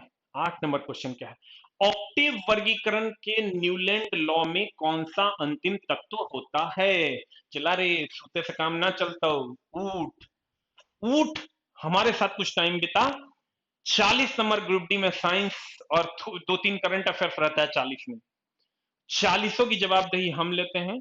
जब भी एग्जाम होगा आपके साथ वो रहेगा। एएलपी में सर साइंस का बहुत अहम रोल है, आपको भी पता होगा, पीटी में भी या मेंस में भी आपके अंदर सर जिंदा रखेंगे। ये कोरोना काल गुजर जाएगा, तेरे से क्या होगा रे, चला कुदाली चला पाएगा तू, होगा तेरा से पान दुकान खोल पाएगा तू, होगा तेरा से रे भाई, कंपनी में काम कर पाएगा, चला 12 घंटा कर दिया नया श्रम कानून, 12 घंटा कर नहीं पाइएगा सर। आप कुछ मत कीजिए, कौन क्या कर रहा है छोड़ दीजिए, आप क्या कर रहे हैं उस पर ध्यान दीजिए, आप चुपचाप सर पढ़ते रहिए। ऐसा कौन सा वायरस आया जो गया नहीं सर, ऐसा कौन सा रात आया जिसके बाद सुबह नहीं हुई, होनी है सुबह। थोड़ा सा तुमको जगना होगा, थोड़ा सा टाइम सर आप अच्छे अच्छे टीचरों के साथ बिताइए ऑनलाइन में, और कोशिश कीजिए अपने अंदर चीजों को जिंदा रखने का। उसके बाद तू चला बहादुर है, आज तक हमारे इस पटना की धरती का इतिहास रहा है, सबसे ज्यादा रिजल्ट हमने दिया है रेलवे में, हम लोग देंगे। इस पटना के सारे टीचर लगे हुए हैं अपने अपने तरीके से, हम लोग भी लगे हुए हैं सर। आप कोशिश कीजिए कि अच्छा समय अपने एजुकेशन के साथ बिताएं सर, आपके मम्मी पापा की आस हो आप सर, थोड़ा सा सर ध्यान देंगे। अगले क्वेश्चन की ओर हम लोग बढ़ेंगे, ऑक्टेव वर्गीकरण के न्यूलैंड लॉ में कौन सा अंतिम तत्व होता है। तो सर अगर हम ऑक्टेव वर्गीकरण, ये ऑक्टेव वर्गीकरण दिया कौन था, ये चला न्यूलैंड चचा दिए थे। न्यूलैंड ने ऑक्टेव वर्गीकरण करके तत्वों को सजाया था ऐसे, ये न्यूलैंड का पीरियोडिक टेबल है। अभी वाला जो पीरियोडिक टेबल है ये मॉडर्न पीरियोडिक टेबल है सर, मोस्टली ने दिया था, लेकिन न्यूलैंड ने भी पीरियोडिक टेबल पहले दिया था। अब न्यूलैंड ने जो पीरियोडिक टेबल दिया वो कुछ इस कदर था। अब इसमें सर हम लोग कभी सोचे भी नहीं थे कि न्यूलैंड के पीरियोडिक टेबल से क्वेश्चन आएगा, लेकिन सर आप देखिएगा पिछले बार का क्वेश्चन एएलपी वगैरह का या ग्रुप डी का, एनटीपीसी का, तो आपको सब समझ में आ जाएगा न्यूलैंड के पीरियोडिक टेबल से क्वेश्चन आया है। तो सर न्यूलैंड के पीरियोडिक टेबल से क्या क्या क्वेश्चन आ सकता है। तो सर पहली बात करते हैं कि न्यूलैंड ने सारे गम पद नी सा की बात कही थी, मतलब उसने कहा कि जैसे हम लोग कहते हैं सा रे गा मा पा दा नी सा, यानी पहला भी सा और सात आठवां भी सा, तो उसने कहा था पहला और आठवें तत्व का गुण समान होगा। फॉर एग्जाम्पल आप देखिए, इसीलिए इसको ऑक्टेव, ऑक्टेव या इसीलिए इसको सर ऑक्टेव या ऑक्टेट के नाम से जानते हैं, न्यूलैंड ने दिया था। अब अगर हम बात करें कि पहला और आठवें तत्व का गुण समान होगा, देखिए पहला है, इसके हिसाब से पहला हाइड्रोजन है, और आठवां देखिए क्या होगा, इसको भी गिनना है, पहला ये होगा, पहला दूसरा तीसरा चौथा पांचवा छठा सातवां, देन आठवां, यानी हाइड्रोजन और फ्लोरीन का गुण समान होगा। इसी हिसाब से इन्होंने सजाया। इसके समय ज्ञात तत्वों की संख्या 56 थी। कितनी थी सर, 56 थी। इन्होंने कहा पहले तत्व का गुण आठवें तत्व से मिलेगा, उसके आधार पर इसने सजा दिया। बहुत सारी कहानियां हो गई इसके साथ। अब क्या क्या कहानियां हो गई सर, पहला तत्व आठवें तत्व के समान होगा, इसका यह मतलब होता है सर कि जो पहला तत्व होगा वो आठवें के समान होगा। लड़का को क्वेश्चन पूछता है कि बताओ न्यूलैंड के ऑक्टेव के अनुसार दूसरा तत्व किसके समान होगा, तो लड़का क्या करता है, दो में 8 जोड़ देता है, 10 कर देता है। नहीं चला, दो भी खुद एक जोड़ना है, जैसे अगर हम सर बात करें 1 2 3 4 की, या दो से अगर हम जोड़ते हैं, जैसे 1 2 3 4 5 6 7 8 9, तो आप सर गौर से देखिएगा, कहेगा दूसरे तत्व का गुण किसके समान है, तो इसको भी गिनना है। देखो 1 2 8 तत्व यहां से गिनना है, 1 2 3 4 5 6 7 8, यानी दूसरे तत्व का गुण नौवें तत्व के समान है। लेकिन लड़का क्या करता है, दूसरे तत्व का गुण 10वें तत्व के समान है। 2 8 10, नहीं गलत है। देखो पहले तत्व का गुण 8वें, साते जोड़ना है क्योंकि दो भी खुद है, तो दूसरे तत्व का गुण 9वें तत्व से मिलेगा, तीसरे तत्व का गुण 10वें तत्व से मिलेगा, चौथे तत्व का गुण 7 जोड़ दो 11वें तत्व से मिलेगा। इसका प्रॉपरली ध्यान रखना है। कहेगा आपको, देखिए क्वेश्चन क्या कहेगा, कहेगा बताइए न्यूलैंड ने ऑक्टेव रूल किसने दिया, भैया न्यूलैंड चचा ने दिया। उसने क्या कहा, उसने कहा पहले तत्व का गुण 8वें तत्व से मिलेगा, यानी दूसरे तत्व का गुण 9वें तत्व से मिलेगा, यानी तीसरे तत्व का गुण 10वें तत्व से मिलेगा। साते जोड़ना है, इसका ध्यान रखना है, क्वेश्चन पूछता है, क्योंकि यहाँ बच्चा सर कंफ्यूज करता है। अब गौर फरमाइएगा, अगर हम बात करें इसकी, तो अब यहां कहता है सर, अब इसके बहुत सारे सर डिसएडवांटेजेस थे। डिसएडवांटेज हम ने बोला इसके समय ज्ञात तत्वों की संख्या कितनी थी, 56 थी। इन्होंने संगीत के धुनों सारे गामा पादा नीसा पे सजाया था। अब इसमें डिसएडवांटेज क्या क्या था, इसमें डिसएडवांटेज ये था सर कि इसका जो मामला था, ये जो नियम था ऑक्टेव का कि पहले तत्व का गुण 8वें तत्व से मिलेगा, ये कैल्शियम तक ही वैलिड था। अब गौर से देखिएगा, यहीं तक वैलिड था, यहां से ऐसे आया, ये ऐसे चला, कैल्शियम तक यहीं तक वैलिड था, यहीं तक। इसके बाद नहीं लग रहा था इसका नियम, जबरदस्ती सजा दिया ये, इसीलिए बाद में लोगों ने नहीं माना। क्वेश्चन कहेगा बताओ रे भाई, न्यूलैंड का जो तत्व था, आवर्त जो पीरियोडिक टेबल उन्होंने सजाया था, वो कहां तक उसका नियम लागू हो रहा था, कहेंगे भैया कैल्शियम तक। अब कहेगा उसका पीरियोडिक टेबल का अंतिम तत्व कौन था, कहेंगे थोरियम। कहेगा इसका डिसएडवांटेज क्या क्या था, अरे बाप रे जुलुम कर दिया था, कोबाल्ट और निकोल को देखो हेलोजन के साथ रख दिया। फ्लोरीन और क्लोरीन हेलोजन है, इसके साथ कहीं कोबाल्ट निकल रहे, फ्लोरीन क्लोरीन ब्रोमीन आयोडीन रह सकता है, कोबाल्ट और निकल, यानी एक ही वर्ग में एक से अधिक तत्व रख दिया, और वो भी हेलोजन के साथ कोबाल्ट और निकल। कोई ई पूछता है सर, हेलोजन के साथ कोबाल्ट और निकल को रखा, ये पूछता है। और दूसरा ये कहेगा निम्न में से कौन सा कथन न्यूलैंड के हिसाब से सही नहीं है, उस हिसाब से पूछेगा, 3 4 को स्टेटमेंट दे देगा। दूसरा कि एक ही जगह पर एक से अधिक द्रव्यमान वाले तत्व रख दिए, देखिए एक के जगह पर एक से अधिक द्रव्यमान वाला तत्व रख दिया, मतलब यहां द्रव्यमान के अनुसार भी सजाएगा, दो गो एक के अलग अलग द्रव्यमान का है लेकिन एक के जगह पर रख दिया। उसके बाद अगर हम बात करें तो अक्रिय गैस का खोजे नहीं हुआ था तभी तक। आप गौर से देखिए, अक्रिय गैस का जो है खोज नहीं हो पाया था। फिर से हम समझाते हैं, पहला, न्यूलैंड के अनुसार उस समय ज्ञात तत्वों की संख्या 56 थी, उसने 56 तत्वों को सजाया। उसके बाद उन्होंने कहा कि टोटल जो तत्व है वो सारे गामा पादा, गाना गाने से कहीं तत्व सजा है ही, लेकिन सजा दिल के, और सजा दिया तो सज गया। लेकिन भैया उस टाइम जो बेवकूफ था वो मान रहा था, उसके बाद लोगों ने नहीं माना, और नहीं माना तो क्या हुआ भैया, मामला गड़बड़ा गया। उसके बाद दूसरे दूसरे लोग आए, उन्होंने अपना अपना पीरियड टेबल दिया, इनका पीरियड टेबल चल गया बोरा में। जब इसका पीरियड टेबल बुरा में चल गया सर, तो लेकिन इसके बारे में पूछता है कि उसने किया क्या था भैया, तो किया क्या क्या था, ज्ञात तत्वों की संख्या 56 थी। दूसरा, इसने इसका रूल कैल्शियम तक ही वैलिड था। तीसरा, थोरियम पर अंत हो रहा था। चौथा, हेलोजन के साथ जो है सर कोबाल्ट और निकेल को रख दिया था। पांचवा, एक के ग्रुप एक के वर्ग में एक से अधिक तत्व रख दिया था। छठा, अक्रिय गैस का खोज उस टाइम तक नहीं हुआ था, देखो कहीं पर भी अक्रिय गैस नहीं है, अक्रिय गैस का खोज उस टाइम तक नहीं हुआ था। अलग अलग द्रव्यमान वाले तत्वों को एक के वर्ग में रख दिया गया था। फिर से समझो 56 तत्व था। अगर हम इसके समय, इसका रूल कैल्शियम तक वैलिड है, थोरियम पर ये टेबल लास्ट होता है। ए फ्लोरीन क्लोरीन हेलोजन के साथ कोबाल्ट निकेल को रख दिया, एक ही वर्ग में एक से अधिक तत्वों को रख दिया, अलग अलग द्रव्यमान को एक के वर्ग में रख दिया। इस सब इसका क्या था, डिसएडवांटेज था।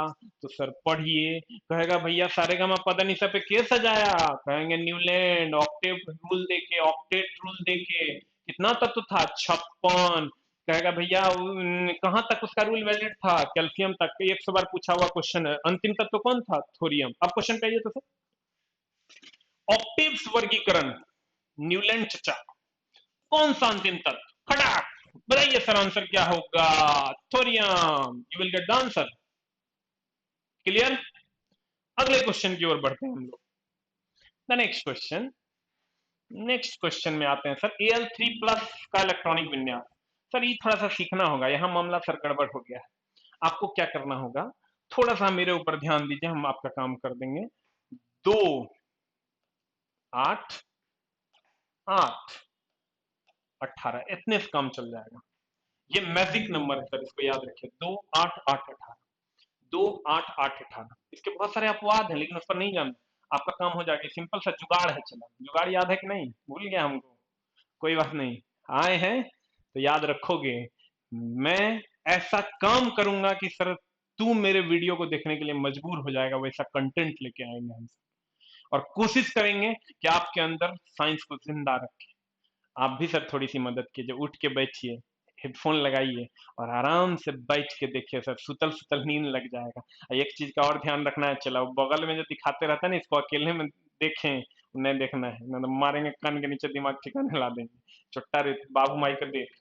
आप देख के ये चीज डिसाइड कर कि वो क्या सोच रहा है, कितना हेडेक ले रहा है, उसको आशा दिला चला कि हम कुछ कर लेंगे, तो टेंशन ना ले, हाथ में कलम है। चला नौकरी नहीं होगा तो हवा से रेलगाड़ी चलता ही, ऐसा होगा चला कि हवा से रेलगाड़ी चलने लगेगा?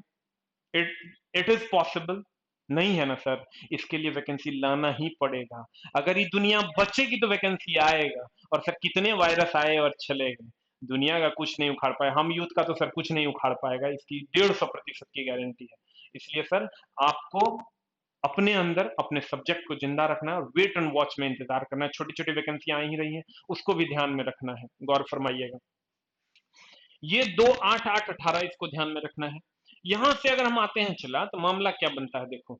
जैसे हम सोडियम, सोडियम 11 होता है, देखो कैसे करेंगे, बांट देंगे, इसको 2 को देंगे, इसको जितना इसका औकात है उतना भर देंगे, बच्चे का तो तीसरा में देंगे। देखो क्या करेंगे। 2 11 को है, सोडियम 11 होता है, 8 10 हो गया, ये को बच्चा इसको दे देंगे। देखो 2 8 8 18 है, 11 को था, 2 8 2 8 10 हो गया, इक्के को बच्चा तो इसको इक्के को देंगे। अब अगर Na+ आ जाता है, Na+11 होता है लेकिन एगो प्लस है, तो एक इलेक्ट्रॉन मूव कर गया, प्लस है मतलब एक इलेक्ट्रॉन का त्याग हो गया। तो त्याग हो गया तो इसके पास अब 10 को बचा, 10 को बचा तो इसका इलेक्ट्रॉनिक विन्यास हो जाएगा 2 8। गौर फरमाइएगा, इसका इलेक्ट्रॉनिक विन्यास हो जाएगा 2 8। ध्यान दीजिएगा। और इसका इलेक्ट्रॉनिक विन्यास था 2 8 1, यानी एक इलेक्ट्रॉन का इसने त्याग किया यहां, इसलिए एक ही चला गया। अब अगर हम अल्युमिनियम की बात करें सर, अल्युमिनियम की बात करो, अल्युमिनियम होता है 13, तो 13 हुआ तो 2 8 इसको दे देंगे 10, 3 13। Al3+ है, 13 होवे करता है, 3 गो प्लस है, 3+ है, 3+ मतलब 3 गो इलेक्ट्रॉन गया, यानी 2 8 10, 13 में 3 गो चल गया तो 10 गुण बचा, 2 8 10 यहीं तक आएगा। ये 3 गो यहां नहीं होगा क्योंकि ये चला गया, क्योंकि यहां 3+ है। अब मामला क्या बनेगा चला, तो कह रहा है Al3+ का इलेक्ट्रॉनिक विन्यास, भैया 2 8 हो जाएगा आंसर। एक बार फिर से देखो, अगर हम लिखेंगे 2 8 8 18, अगर हम करते हैं चला कैल्शियम के, या कैल्शियम के रे चला 2 8 8 18, Cl होता है 17, 17 होगा देखो 2 8 10, बचलो चला 7, हो गलो चला 17। अब हो गलो Cl माइनस, Cl अगर एगो माइनस है तो 17 माइनस है मतलब एक इलेक्ट्रॉन ग्रहण किया, मतलब 17 1 18 हो गया, तो क्या हो जाएगा 2 8 8, क्योंकि देखो 2 8 10 8 18, तो हमारा इलेक्ट्रॉनिक विन्यास Cl माइनस का क्या हो जाएगा। क्यों एक इसमें देखो ऐड कर दिए भैया, क्यों ऐड कर दिए, क्योंकि यहां पर एक चार्ज माइनस चार्ज आया, माइनस चार्ज मतलब इलेक्ट्रॉन ग्रहण किया, कितना इलेक्ट्रॉन, एगो माइनस है, एक ग्रहण किया, तो यहां 7 से 8 कर दिए। You will get the answer. इस टाइप के क्वेश्चन आपको खूब मिलेंगे, इसीलिए अल्युमिनियम का हो जाएगा सर 2 8। आते हैं सर क्वेश्चन नंबर 9 में, दी गई अभिक्रिया डैश का एक उदाहरण है। गौर फरमाइए सर, इसमें BaCl2 प्लस Na2SO4, ये BaSO4 प्लस NaCl है। अभी किसका उदाहरण है? मामला तो सर गड़बड़ है, ये नया टाइप का क्वेश्चन है, खूब पूछता है लड़का। अनाधुन जब एग्जाम देके आया ना, कहता है मास्टर साहब रिएक्शन पूछा है केमिस्ट्री में, कैसे होते काम? हम बोले रे चला, रिएक्शन के टेंशन ना ले, रिएक्शन के टेंशन हम। और कैसे हमने क्या किया, सारे रिएक्शंस को एक जगह कलेक्ट करवाया, और जब हम देखे तो एकदम सिंपल सिंपल क्वेश्चन पूछ रहा है। रिएक्शन याद करने की जरूरत नहीं है, रिएक्शन पढ़ने की जरूरत नहीं है, छोटा छोटा कॉन्सेप्ट है, ध्यान में रखिए सब क्वेश्चन बन जाएगा। लड़का देखा, अरे बाप रे, केमिस्ट्री में रिएक्शन पूछा ही नहीं, ना बनता हो कैसे? हम आपकी सेवा में हैं, और क्वेश्चन बनेगा, नहीं बने ऐसा संभव नहीं है। आप लोगों के आशीर्वाद और दया से सर इतना तो कर ही देंगे आपके लिए कि आप क्वेश्चन देखिएगा और आपका दिमाग देखने से भारी लग सकता है, बनाने से हल्का लगेगा, इसकी गारंटी है सर। आइए सर हम देखते हैं। दी गई अभिक्रिया का एक उदाहरण है BaCl2Na2SO4, BaSO4Na, बाप रे बाप, रिएक्शन वहां कैसे बनता ही सर, कह रहा है विस्थापन अभिक्रिया है, अपघटन अभिक्रिया है, फोटोलिटिक अपघटन है, दोहरी विस्थापन अभिक्रिया है। अब सर गौर से देखिए क्या है, A प्लस बी जुटा AB बना दिया, इसको सर हम सिंथेसिस अभिक्रिया कहते हैं। इसको अगर हिंदी में कहें तो इसको हम संयोजन अभिक्रिया कहते हैं। ठीक है, हिंदी होता है इसका। संयोजन का मतलब होता है सर जुटना, ए और बी आपस में जुट गया, ए बी बना दिया तो संयोग किया, जुट गया। अब ए बी टूट के ए और बी में बिखर गया तो सर जुटल था, टूट गया। तो टूट गया तो डिकम्पोजिशन, डिकम्पोजिशन मतलब सर टूटना, वियोजन कहते हैं सर इसको। क्वेश्चन में आपका रहेगा वियोजन हिंदी में। यहां आते हैं सर ए प्लस बी प्लस सी है, और ये क्या हुआ देखिए, यहां से बी हटा और सी आके जुट गया। गौर से देखिए, बी यहां से हटा और सी आके जुट गया। अब बी चल गया यहां और सी आके जुट गया यहां। देखिए वही हुआ, यहाँ ए सी यहां से जुट गया तो ए सी हो गया, बी यहां आ गया, देखिए ए सी और बी हो गया। अब मामला क्या हुआ सर, इक्के को ने विस्थापित हुआ, इक्के को बी हटा और सी जुट गया तो ये को विस्थापित हुआ, इसलिए इसको सिंगल रिप्लेसमेंट कहते हैं, एकल विस्थापन अभिक्रिया कहते हैं। क्या कहते हैं सर, रिप्लेसमेंट मतलब विस्थापन, एकल विस्थापन अभिक्रिया कहते हैं। एकल, चला रे सुतना न, गौर फरमा, जिंदा रखना है हर हाल में साइंस को। एकल विस्थापन, ए बी सी डी, यहां देखो क्या हुआ, यहां से बी हटा, यहां जाके जुट गया। नहीं नहीं नहीं नहीं नहीं नहीं नहीं, नहीं। गौर फरमाइएगा, यहां से बी हटा, यहां जाके जुट गया, और यहां से सी हटा, यहां जाके जुट गया तो दो ने विस्थापित हो गया, चला ई यहां आ गया, ई यहां चल गया तो दो विस्थापित हो गया, तो इसको डबल डिस्प्लेसमेंट कहते हैं, यानी द्वि विस्थापन अभिक्रिया कहते हैं। देखो फिर से, ई दोनों आपस में जुट गया, संयोजन अभिक्रिया, ई टूट गया, वियोजन अभिक्रिया। और यहाँ पर ए को हटा के दूसरा जुटा, एकल विस्थापन, यहाँ ए को हटा के यहाँ चल गया, ई हटा के फिर यहाँ आ गया तो दोहरी विस्थापन, डबल रिप्लेसमेंट, दो का रिप्लेसमेंट हो गया। इसको कहते हैं संयोजन, इसको कहते हैं टूट गया इसलिए वियोजन। इसको ए को विस्थापित हुआ एकल विस्थापन, इसमें दो को विस्थापित हुआ द्वि विस्थापन। देखो अब क्वेश्चन बन गया, क्या कर रहा है कि डैश अभिक्रिया का उदाहरण तुम गौर से देखो, यहां से Cl2 यहां से Cl2 हटा, गौर फरमाइएगा,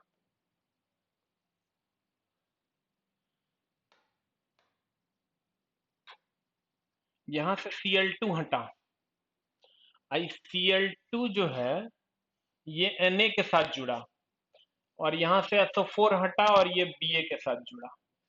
तो देखिए, तो यही वाला काम यहाँ हो रहा है।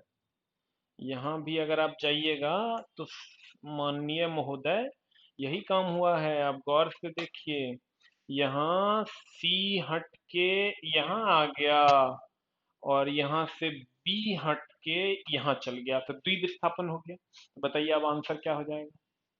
ये देखिए, ये BaNSO4 के साथ जुड़ा, BaSO4 बन गया, और NaCl2 के साथ जुड़ा, NaCl हो गया।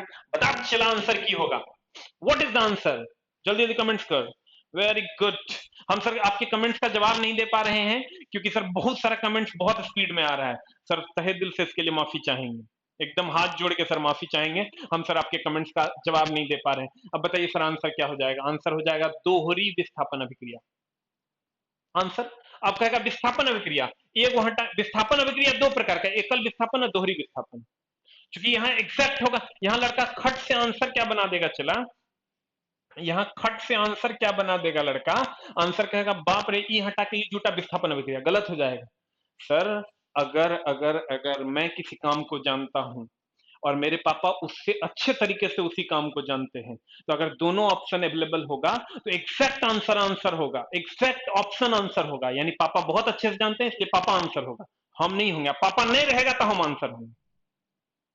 बाप बाप होता है, चला बेटा बेटा होता है। तो मामला ये है कि अगर यहाँ दोहरी विस्थापन नहीं रहता तब यहाँ आंसर हो जाता विस्थापन। यानी ये जो ऑप्शन है ये सेकंड आंसर होगा। फोटोलिटिक तो हो गया सर, प्रकाश विद्युत प्रभाव, जो फोटोलिटिक, जो प्रकाश के कारण जो भी अभिक्रियाएं होती है, जैसे सूर्य से फोटोसिंथेसिस होता है, ये फोटोलिटिक हो जाएगा।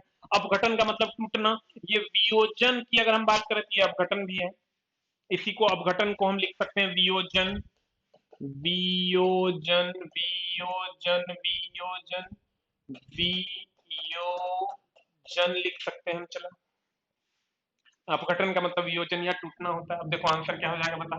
विस्थापन लड़का यहां मार देता है खट से, जैसे देखा ओ ये हटा वो जुटा, गड़बड़ हो जाएगा। विस्थापन आंसर नहीं होगा, आंसर होगा दोहरी विस्थापन। ये नहीं रहेगा तब आंसर क्या होगा? विस्थापन। अब फोटोलिटिक की अगर हम बात करें, ये प्रकाश से संबंधित जितना भी फोटोसिंथेसिस वगैरह है।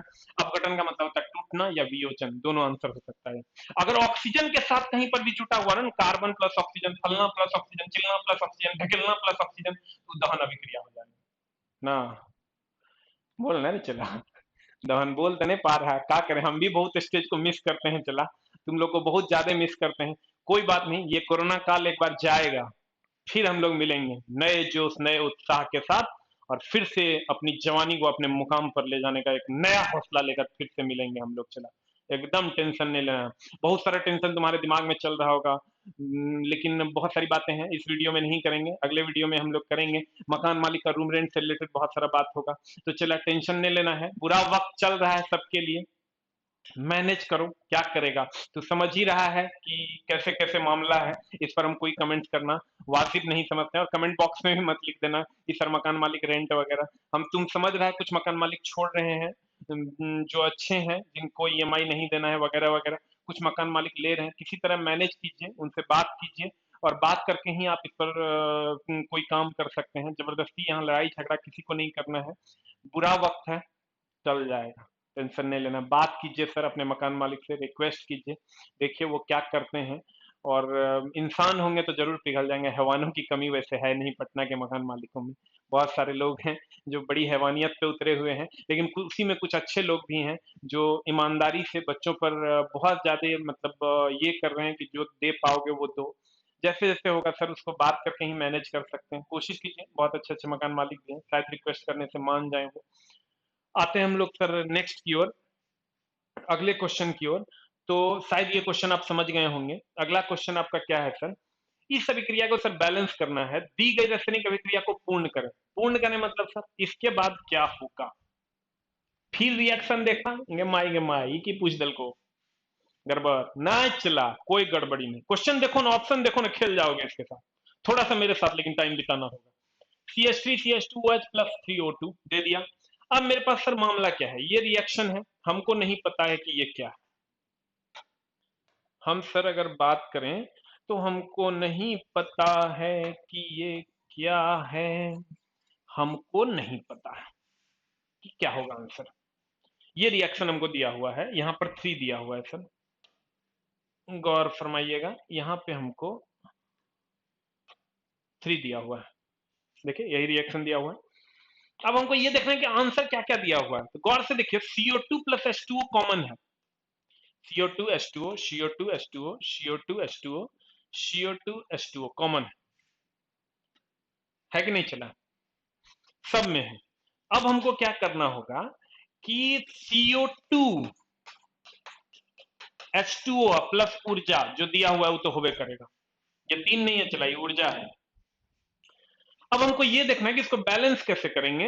हमको इसका मतलब दो तीन का लफड़ा हो रहा है। हम देखेंगे पहले मेन एलिमेंट को बैलेंस करो। मेन एलिमेंट इसमें कौन है? कार्बन। इसको बैलेंस करो। देखो यहाँ दो गो कार्बन है, और कार्बन तो नहीं है, नहीं है, नहीं है, नहीं है, नहीं है, नहीं है। ये क्वेश्चन में, यहां तक ये क्वेश्चन में दिया हुआ है, ये तीन हम अपने मन से नहीं लिखे, दिया हुआ है। तो कार्बन को दो गो होना पड़ेगा। ये लो हमने दो लिख दिया। गौर फरमाइएगा जनाब, कार्बन के लिए हमने दो लिखा, लिख दिया। अब हम देखेंगे कि अब दूसरा कार्बन बैलेंस हो गया। अब हाइड्रोजन को देखते हैं। हाइड्रोजन कितना हुआ? 5 1 6, 5 1 6। यहां पर हाइड्रोजन दो है, यहां तीन लिख देते हैं, तो तीन दूनी 6 हो गया। अब ऑक्सीजन को चेक करते हैं।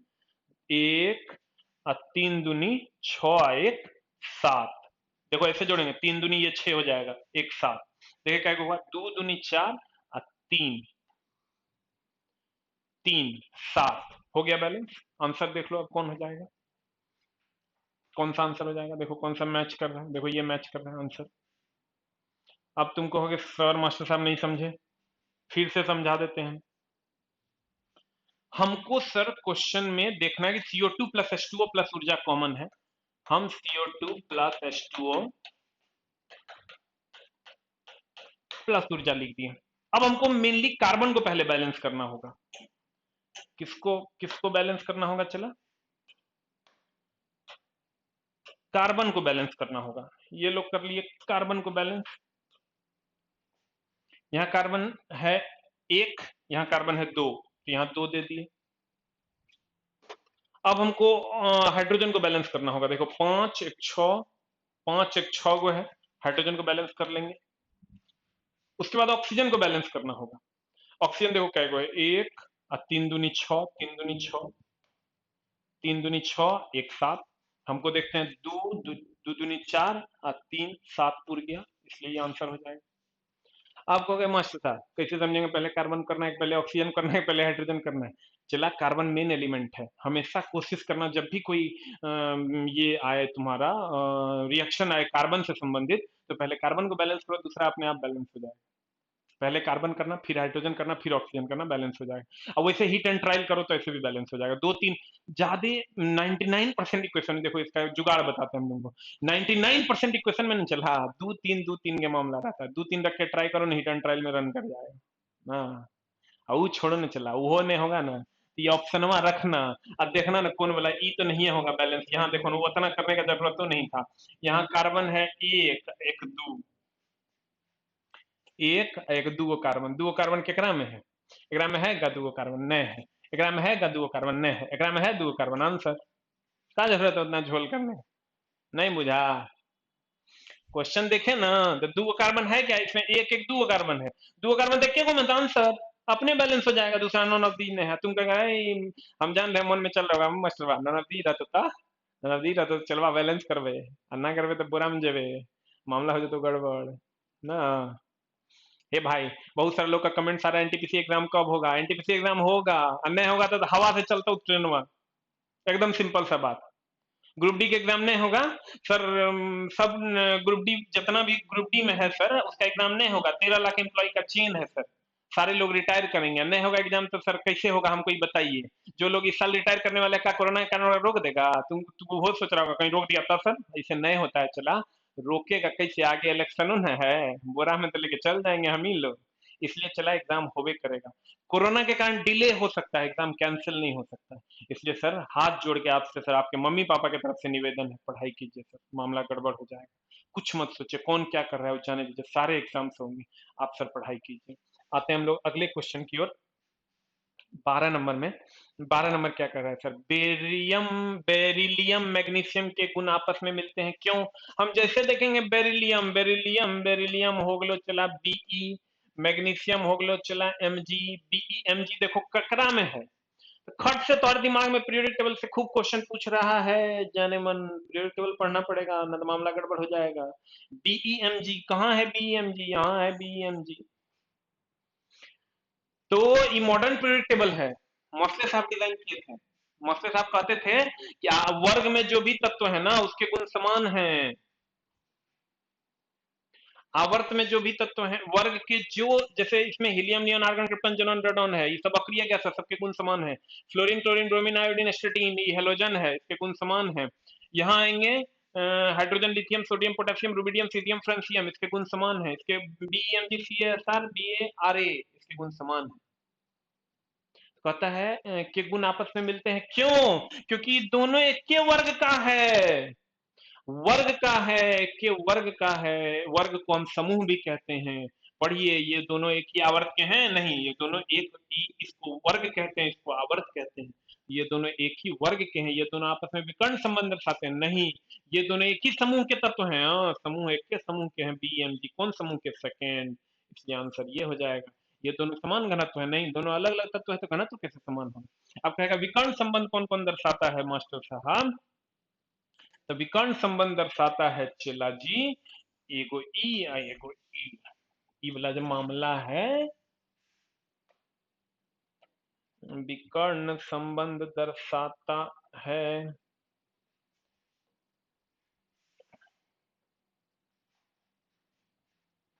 सेकंड और थर्ड।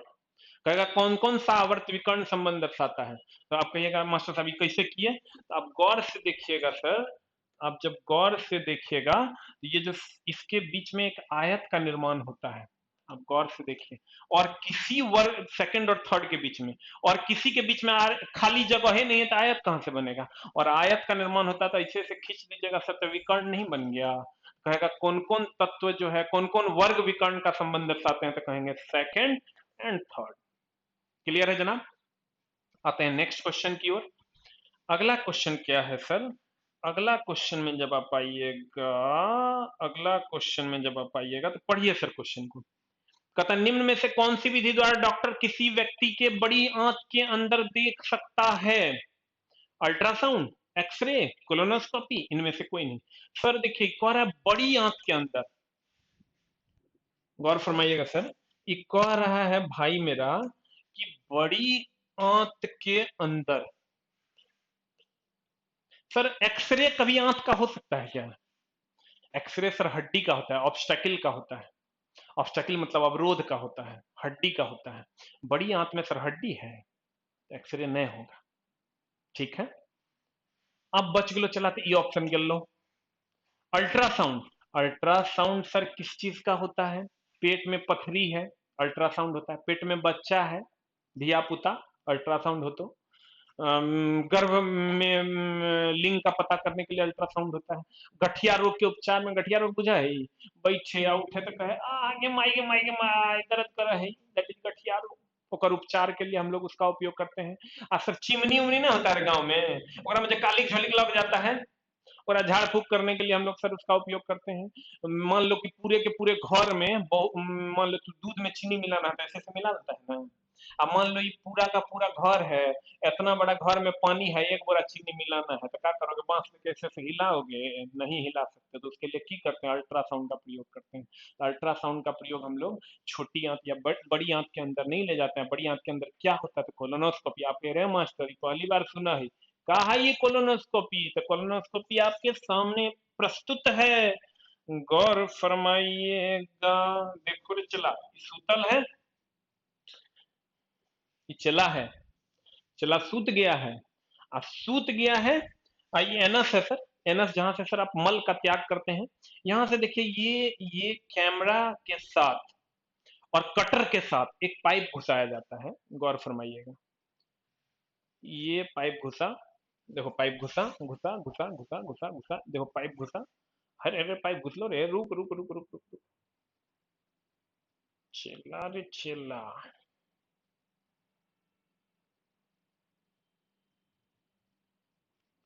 ये पाइप घुसा, पहले देख लो तुम। घुसने के बाद देखो ये कटर से, यही पाइप है जो घुसा था। कटर से अगर अल्सर टाइप का या कुछ भी मांस बढ़ा हुआ होगा उसको काट के निकाल देगा। एक बार फिर से हम लोग देखते हैं। देखो ये पाइप घुसा, ये पाइप घुसा, इसी को कोलोनोस्कोपी कहते हैं। ये बड़ी आंत है आपका। अब घुस, देखो ये पाइप घुसा इधर से एनस से, जनस सर मल त्याग करता है अर्थात हगता है, और घुसने के बाद ये अल्सर है, ये देख रहा है डॉक्टर, देखो मास्क पहन ले है, कोरोना के मामला है, डॉक्टर बाबा मास्क पहन ले है। ई जो छोटा सा ई जो सर मांसल भाग अलग से निकल गया है, इसी को काट के हटाएगा सर, गौर से देखिएगा। इसी को सर कोलोनोस्कोपी कहते हैं। ये निकाल देगा, यही कोलोनोस्कोपी है। तो ये सर आपका बड़ी आंत के में होता है। कहता है कौन निम्न में से कौन सी विधि द्वारा डॉक्टर किसी व्यक्ति की बड़ी आंत के अंदर देख सकता है? तो भैया कोलोनोस्कोपी के कारण देखेगा। कोलोनोस्कोपी के कारण देखेगा, इसके कारण, यही कोलोनोस्कोपी है, आपके सामने है, गौर फरमाइएगा। अब आते हैं चला नेक्स्ट में अगले क्वेश्चन की ओर। अगला क्वेश्चन क्या कहता है? निम्नलिखित में से कौन सा कथन सत्य नहीं है? निम्नलिखित में से कौन सा कथन सत्य नहीं है? देखिए सर कौन सा कथन सत्य नहीं है। अब जब आप इस कथन की ओर बढ़िएगा, क्वेश्चन को एक बार आप अपने से पढ़िए सर, बड़ा लफड़ा वाला क्वेश्चन है। क्वेश्चन क्या कहता है? निम्नलिखित में से कौन सा कथन सत्य नहीं है? ऑक्सीकरण, अपचयन, उपचयन, अवकारक, बड़ा झोल है चला इसमें। कहेगा ना ऑक्सीकरण क्या है, अवकारक क्या है, रे चला पढ़े पढ़तो दोसर कोई उपाय नहीं है। हाँ पान दुकान खोलवे, पढ़, पढ़ना पड़ेगा, ठीक है। हम लोग मिल के सब कुछ करेंगे, एकदम होगा। आज तक ऐसा कौन सा काम है जिसके लिए प्रयास किया जाए और हो नहीं? प्रयास किया जाए और हो नहीं, इसका मतलब सर कहीं ना कहीं गड़बड़ी है खुद में। इसलिए उसके अंदर झांकिए, उठिए। बहाना नहीं चलेगा, कोरोना है, फलना है, वैकेंसी नहीं है। वैकेंसी कब नहीं आया है चला, हवा से सिस्टम चलेगा, पागल हो गया है क्या आदमी? सिस्टम चलाने के लिए वैकेंसी चाहिए, इसलिए उठ चला जाग। अब गौर फरमाइएगा, ऑक्सीकरण, अवकरण, उपचयन, अपचयन, अवकारक बुझाता नहीं, कैसे होगा? गौर फरमाइएगा, हम जो अभी लिखने जा रहे हैं इसको ध्यान में रखना है और उसी को ध्यान में रखना है। ऑक्सीकरण एक होता है चला अवकरण। अब ऑक्सीकरण जिसका होता है वो कहलाता है अवकारक, अवकरण जिसका होता है वो कहलाता है ऑक्सीकारक, ठीक है। अब अगर हम आगे बढ़ेंगे तो इसको हम कहते हैं उपचयन। क्या कहते हैं चला? उपचयन। उपचयन इसको हम कहते हैं अपचायक।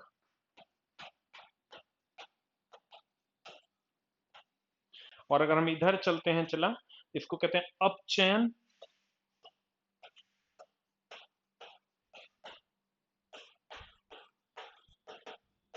उपचायक। गौर से देखो, ऑक्सीकरण, अवकारक, अवकारक जिसका होगा उसको उपचयन, अपचायक। और इधर आएंगे अवकरण, ऑक्सीकारक, अपचयन, उपचायक, ठीक है। ये मामला है। अब मामला क्या है चला, ई ऑक्सीजन का जुटना, ये होता है हाइड्रोजन का जुटना, एकदम सिंपल। ये पहला पॉइंट है, इसमें होता है इलेक्ट्रॉन का त्याग, इसमें होता है चला इलेक्ट्रॉन का ग्रहण। इतने याद रखो, 15 से 20 को ऑब्जेक्टिव तो हर प्रीवियस ईयर में बन जाएगा। खाली ध्यान रखना, ऑक्सीकरण अवकारक, ऑक्सीकरण अवकारक, ऑक्सीकरण अवकारक, ऑक्सीकरण अवकारक, उपचयन अपचयक, उपचयन अपचयक, उपचयन अपचयक, उपचयन अपचयक। ये क्या होता है? उपचयन अपचयक, अपचयक उपचयन, उपचयन अपचयक, ऑक्सीकरण अवकरण, रिडक्शन, की गो गो गो गो गो गो गो गो करके खत्म। ये एकदम वेरी फ्रैंक, स्क्रीनशॉट ले लेना इसका। और टू बी वेरी क्लियर, ऑक्सीकरण अवकारक, उपचयन अपचयक, अवकरण ऑक्सीकारक, अपचयन उपचयक। अच्छा एक बात पता चला, ऑक्सीजन का जुटना ऑक्सीकरण, हाइड्रोजन का जुटना अवकरण। हमको ये पता चला, हमसे अगर मान लो कि हम कोई बिजनेस करते हैं, तो तुम अगर हमसे जुटेगा, मान लो हम पढ़ाते हैं, तुम हमसे जुटेगा, इसका मतलब मेरा लाभ होगा। अब तुम हमसे नहीं जुटेगा तो उससे क्या हो जाएगा? तुम्हारा हानि हो जाएगा। तुम हमसे जुटेगा तो मेरा लाभ होगा, नहीं जुटेगा तुम्हारा हानि होगा। यह जरूरी नहीं, हो सकता हमसे अच्छा टीचर तुमको मिल जाए, उससे तुम जुट जाओ। इट में बी पॉसिबल। बढ़िया समझना, क्वेश्चन तब ये बनेगा, नहीं तो नहीं बनेगा। हमसे तुम जुटो तो तुम्हारा लाभ होगा, लेकिन मेरा लाभ होगा, मेरा लाभ होगा। तुम्हारा भी हो सकता है लाभ, नहीं भी हो सकता है। अगर तुम हमसे नहीं जुटोगे तो तुम्हारा हानि हो जाएगा। नहीं, हमसे भी अच्छे टीचर हैं, तुम उनसे जुड़ोगे तो तुम्हारा लाभ हो सकता है उससे ज्यादा हो जाए। लेकिन तुम अगर हमसे जुटोगे तो मेरा लाभ होना तय है। अब पता नहीं, हमसे जुड़ने के बाद अगर आपको लगता है कि लाभ होगा तो कमेंट बॉक्स में जरूर लिखें। आते हैं हम सर इस पे, कहता क्या है, और निम्नलिखित में से कौन सा कथन सत्य नहीं है? कहता है ऑक्सीकरण ऑक्सीजन का लाभ है, सत्य नहीं है लड़का, सत्य है नहीं है, वरना क्या पढ़ता कट कट कट अब नहीं हो तो होने होने खाली नहीं पढ़ा, लास्ट में तो मामला गड़बड़ हो जातो, नहीं है। ऑक्सीकरण ऑक्सीजन का लाभ, वेरी गुड, ऑक्सीकरण ऑक्सीजन जुटता है, ऑक्सीजन का लाभ होगा, ये सही है। इसलिए मेरा आंसर नहीं होगा, ये स्टेटमेंट सही है, ये हमारा आंसर नहीं है, ये स्टेटमेंट सही है। कह रहा है कौन सा कथन सत्य नहीं है। फिर कह रहा है अपचयन हाइड्रोजन का लाभ है, पढ़ते हैं सर। अपचयन कहेंगे, अपचयन अपचयन अपचयन अपचयन अपचयन हाइड्रोजन का लाभ है, हाइड्रोजन जुटता है, लाभ है। देखो सही है, ये भी स्टेटमेंट, ये भी मेरा आंसर नहीं होगा। तीसरा में आते हैं, ऑक्सीकरण हाइड्रोजन की हानि है, ऑक्सीकरण हाइड्रोजन की हानि है नहीं, ये ऑक्सीजन का लाभ है, लेकिन हाइड्रोजन की हानि है कि नहीं ये नहीं कह सकते हम। ऑक्सीकरण ऑक्सीजन का जुटना ऑक्सीजन का लाभ है, हाइड्रोजन की हानि है कि नहीं ये नहीं कह सकते, क्योंकि इसमें ये नहीं कहता कि ऑक्सीजन जुटेगा हाइड्रोजन हटेगा। अगर कहता ऑक्सीजन जुटेगा हाइड्रोजन हटेगा तो ये स्टेटमेंट जो है ऑक्सीकरण हाइड्रोजन की हानि है, ये स्टेटमेंट हमारा सही हो जाता, मामला हो जाएगा चला गड़बड़। अब हम लोग इसका मतलब ये स्टेटमेंट भी सही है कि ऑक्सीकरण हाइड्रोजन की हानि है, ऑक्सीकरण हाइड्रोजन की हानि है। क्या ये स्टेटमेंट सही है? चलिए अगला स्टेटमेंट भी चेक करते हैं, ऑक्सीकरण हाइड्रोजन का लाभ है। सर ऑक्सीकरण हाइड्रो, ये स्टेटमेंट सही है, ऑक्सीकरण हाइड्रोजन की हानि है। ऑक्सीकरण में हाइड्रोजन, दो स्टेटमेंट है हमारा ऑक्सीकरण से रिलेटेड। ऑक्सीकरण हाइड्रोजन की हानि है, एगो कहता है ऑक्सीकरण हाइड्रोजन का लाभ है। तो सर देखिए, तो ऑक्सीकरण में हाइड्रोजन का लाभ हो रहा है क्या? नहीं, ऑक्सीजन जुट रहा है, ऑक्सीजन का लाभ हो रहा है, ये डायरेक्ट स्टेटमेंट है। इसलिए यहां आंसर की अगर हम बात करें, यहां आंसर डायरेक्ट स्टेटमेंट ये होगा कि ये सत्य नहीं है। क्यों नहीं है? ये कहता है ऑक्सीकरण में हाइड्रोजन का लाभ होगा, नहीं, ऑक्सीकरण में ऑक्सीजन जुटता है, ऑक्सीजन का लाभ होता है। ठीक है, और ये जो स्टेटमेंट है ऑक्सीकरण में हाइड्रोजन की हानि होती है, ये स्टेटमेंट भी 100% सही नहीं है, लेकिन सर मान लेंगे कि ये स्टेटमेंट सही है। इसलिए मान लेंगे क्योंकि हमको दूसरा वाला उससे ज्यादा एग्जैक्ट मिल रहा है। अब सर वो जमाना चला गया, कहोगे "ऐ सर बल कैसा है मात्र न्यूटन के लव जमाना"। अब जो सर क्वेश्चन पूछ रहा है ना, इतना हाई कंपटीशन की तरफ पता नहीं चलेगा मामला क्या है। एक बार फिर से हम समझते हैं, ये स्टेटमेंट ऑक्सी कौन सा सही नहीं है, यानी गलत हमको चुनना है। ऑक्सीकरण ऑक्सीजन का लाभ है, एकदम सही है। अपचयन अपचयन हाइड्रोजन का लाभ है, देखिए अपचयन हाइड्रोजन का जुटना हाइड्रोजन का लाभ हो गया। ऑक्सीकरण हाइड्रोजन की हानि है, ऑक्सीकरण, हमको कौन सा स्टेटमेंट सत्य नहीं है ये चुनना है। ऑक्सीकरण हाइड्रोजन की हानि है, देखिए ऑक्सीजन का जुटना ऑक्सीकरण कहलाता है। ये बात क्लियर नहीं है कि हाँ हाइड्रोजन की हानि है कि नहीं, लेकिन अगला में देखते हैं, ऑक्सीकरण हाइड्रोजन का लाभ है, ऑक्सीकरण हाइड्रोजन का लाभ नहीं है, ये ऑक्सीजन का लाभ है। इसलिए ये स्टेटमेंट सत्य एकदम नहीं है। ई नहीं रहता तो ये आंसर सेकंड हो जाता, क्योंकि ये भी स्टेटमेंट उतना सत्य नहीं। इसका ध्यान रखें सर, न तो मामला हो जाएगा गड़बड़। इसलिए आंसर इतने याद रखना है, ऑक्सीकरण अवकारक उपचयन अपचय, ऑक्सीजन का जुटना इलेक्ट्रॉन का त्याग, इस पार्ट याद रखोगे तो ये पार्ट अपने आप याद हो जाएगा। इसलिए एक पार्ट को जरूर याद रखेंगे, आज का सर टास्क यही है मेरे तरफ से कि इसको जरूर याद रखें, इस पर बहुत सारा क्वेश्चन आपको मिलेगा। आगे आते हैं सर, 0 डिग्री सी पर जल की भौतिक अवस्था। सर 0 डिग्री सी है, 0 डिग्री सी, यहां पर सर थोड़ा सा ध्यान देने की जरूरत है। 0 डिग्री सी कहे, कभी कभी 0.15 डिग्री सी कहता है। ये जो है ना सर, ये जल का,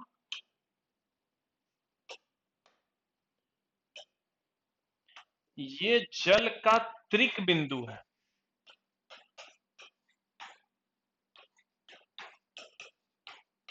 इसको हम ट्रिपल पॉइंट ऑफ वाटर कहते हैं, 0.15 डिग्री सी को। कभी कभी क्या करता है सर कि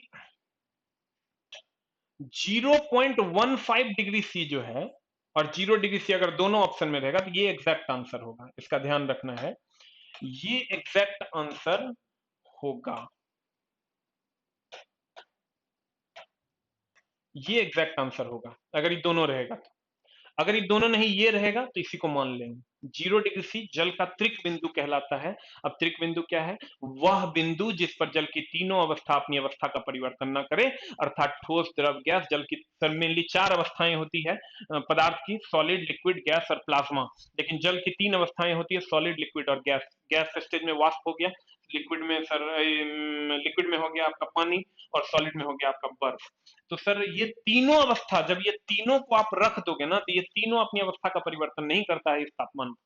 इसीलिए यहाँ क्वेश्चन है 0 डिग्री सी पर जल की भौतिक अवस्था क्या होगी। ये क्वेश्चन जब आया ना, लड़का कहता है सर ये तो पढ़े हुए नहीं किए। मामला क्या है चला, मामला ये है कि अगर तुमको दे देना 0 डिग्री सी से इधर, तो ये हो जाएगा चला बर्फ, इधर हो जाएगा पानी। 0 डिग्री सी पर बर्फ और पानी दोनों रहेगा, जिस अवस्था में रहेगा उसी अवस्था में रह जाएगा।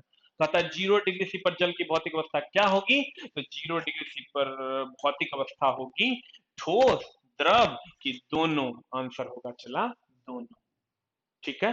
0 डिग्री सी के बाद जैसे कहता, बाद 0 डिग्री सी के बाद अगर कहेगा तो द्रव मारेंगे, और 0 डिग्री सी पहले कहेगा तो बर्फ रहता है, ठोस मारेंगे। फिर अगर थोड़ा सा बढ़ेंगे, 100 डिग्री सी पर कहेगा, 100 डिग्री सी तक द्रव ही रहेगा, इधर आएंगे तो वाष्प हो जाएगा।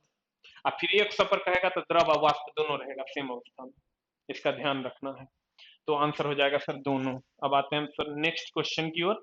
नेक्स्ट क्वेश्चन क्या कहता है, यदि डेबोरिनर ने सर तिर्यक नियम दिया था। तिर्यक नियम क्या कहता था, वो कहता ना कि अगर 3 तत्व है, 3 तत्व की अगर हम बात करें, जैसे लिथियम है, सोडियम है, अब पोटेशियम है, तो कहता था कि इसका द्रव्यमान और इसका द्रव्यमान को जोड़ दो, आप भाग दे दो 2 से, इसका जो ऐड है सम को भाग दे दो 2 से, तो जो वैल्यू आएगा ना वो इसका द्रव्यमान आ जाएगा। अब तुम कहोगे मास्टर साहब समझे नहीं, तो गौर फरमाइएगा। देखिए तिर्यक नियम क्या था, कहता था लिथियम अब पोटेशियम के द्रव्यमान को जोड़ दो, 2 से भाग दे दो। देखो यहाँ जोड़ा हुआ है, 39 है पोटेशियम का और 7 है लिथियम का, ये दोनों को जोड़ दोगे तो भागा दो दोगे 2 से तो 23 आ जाएगा। यहाँ देखो क्लोरीन पहला और तीसरा को जोड़ के 2 से भाग दे दो तो ये आ जाएगा। देखो पहला है 35.5, तीसरा है 127, 127/5/2 बराबर कितना, देखो ये आ गया। अप्रॉक्स वैल्यू आएगा, एग्जैक्ट वैल्यू नहीं आता है, अप्रॉक्स वैल्यू आएगा। अब फिर ये दोनों को जोड़ दो, अब भाग दे दो 2 से, देखो अप्रॉक्स वैल्यू आ जाएगा। ये कहता था डेबोरिनर का त्रिक नियम। ये क्या कहता है देखो, यही 3 मेनली पूछता है।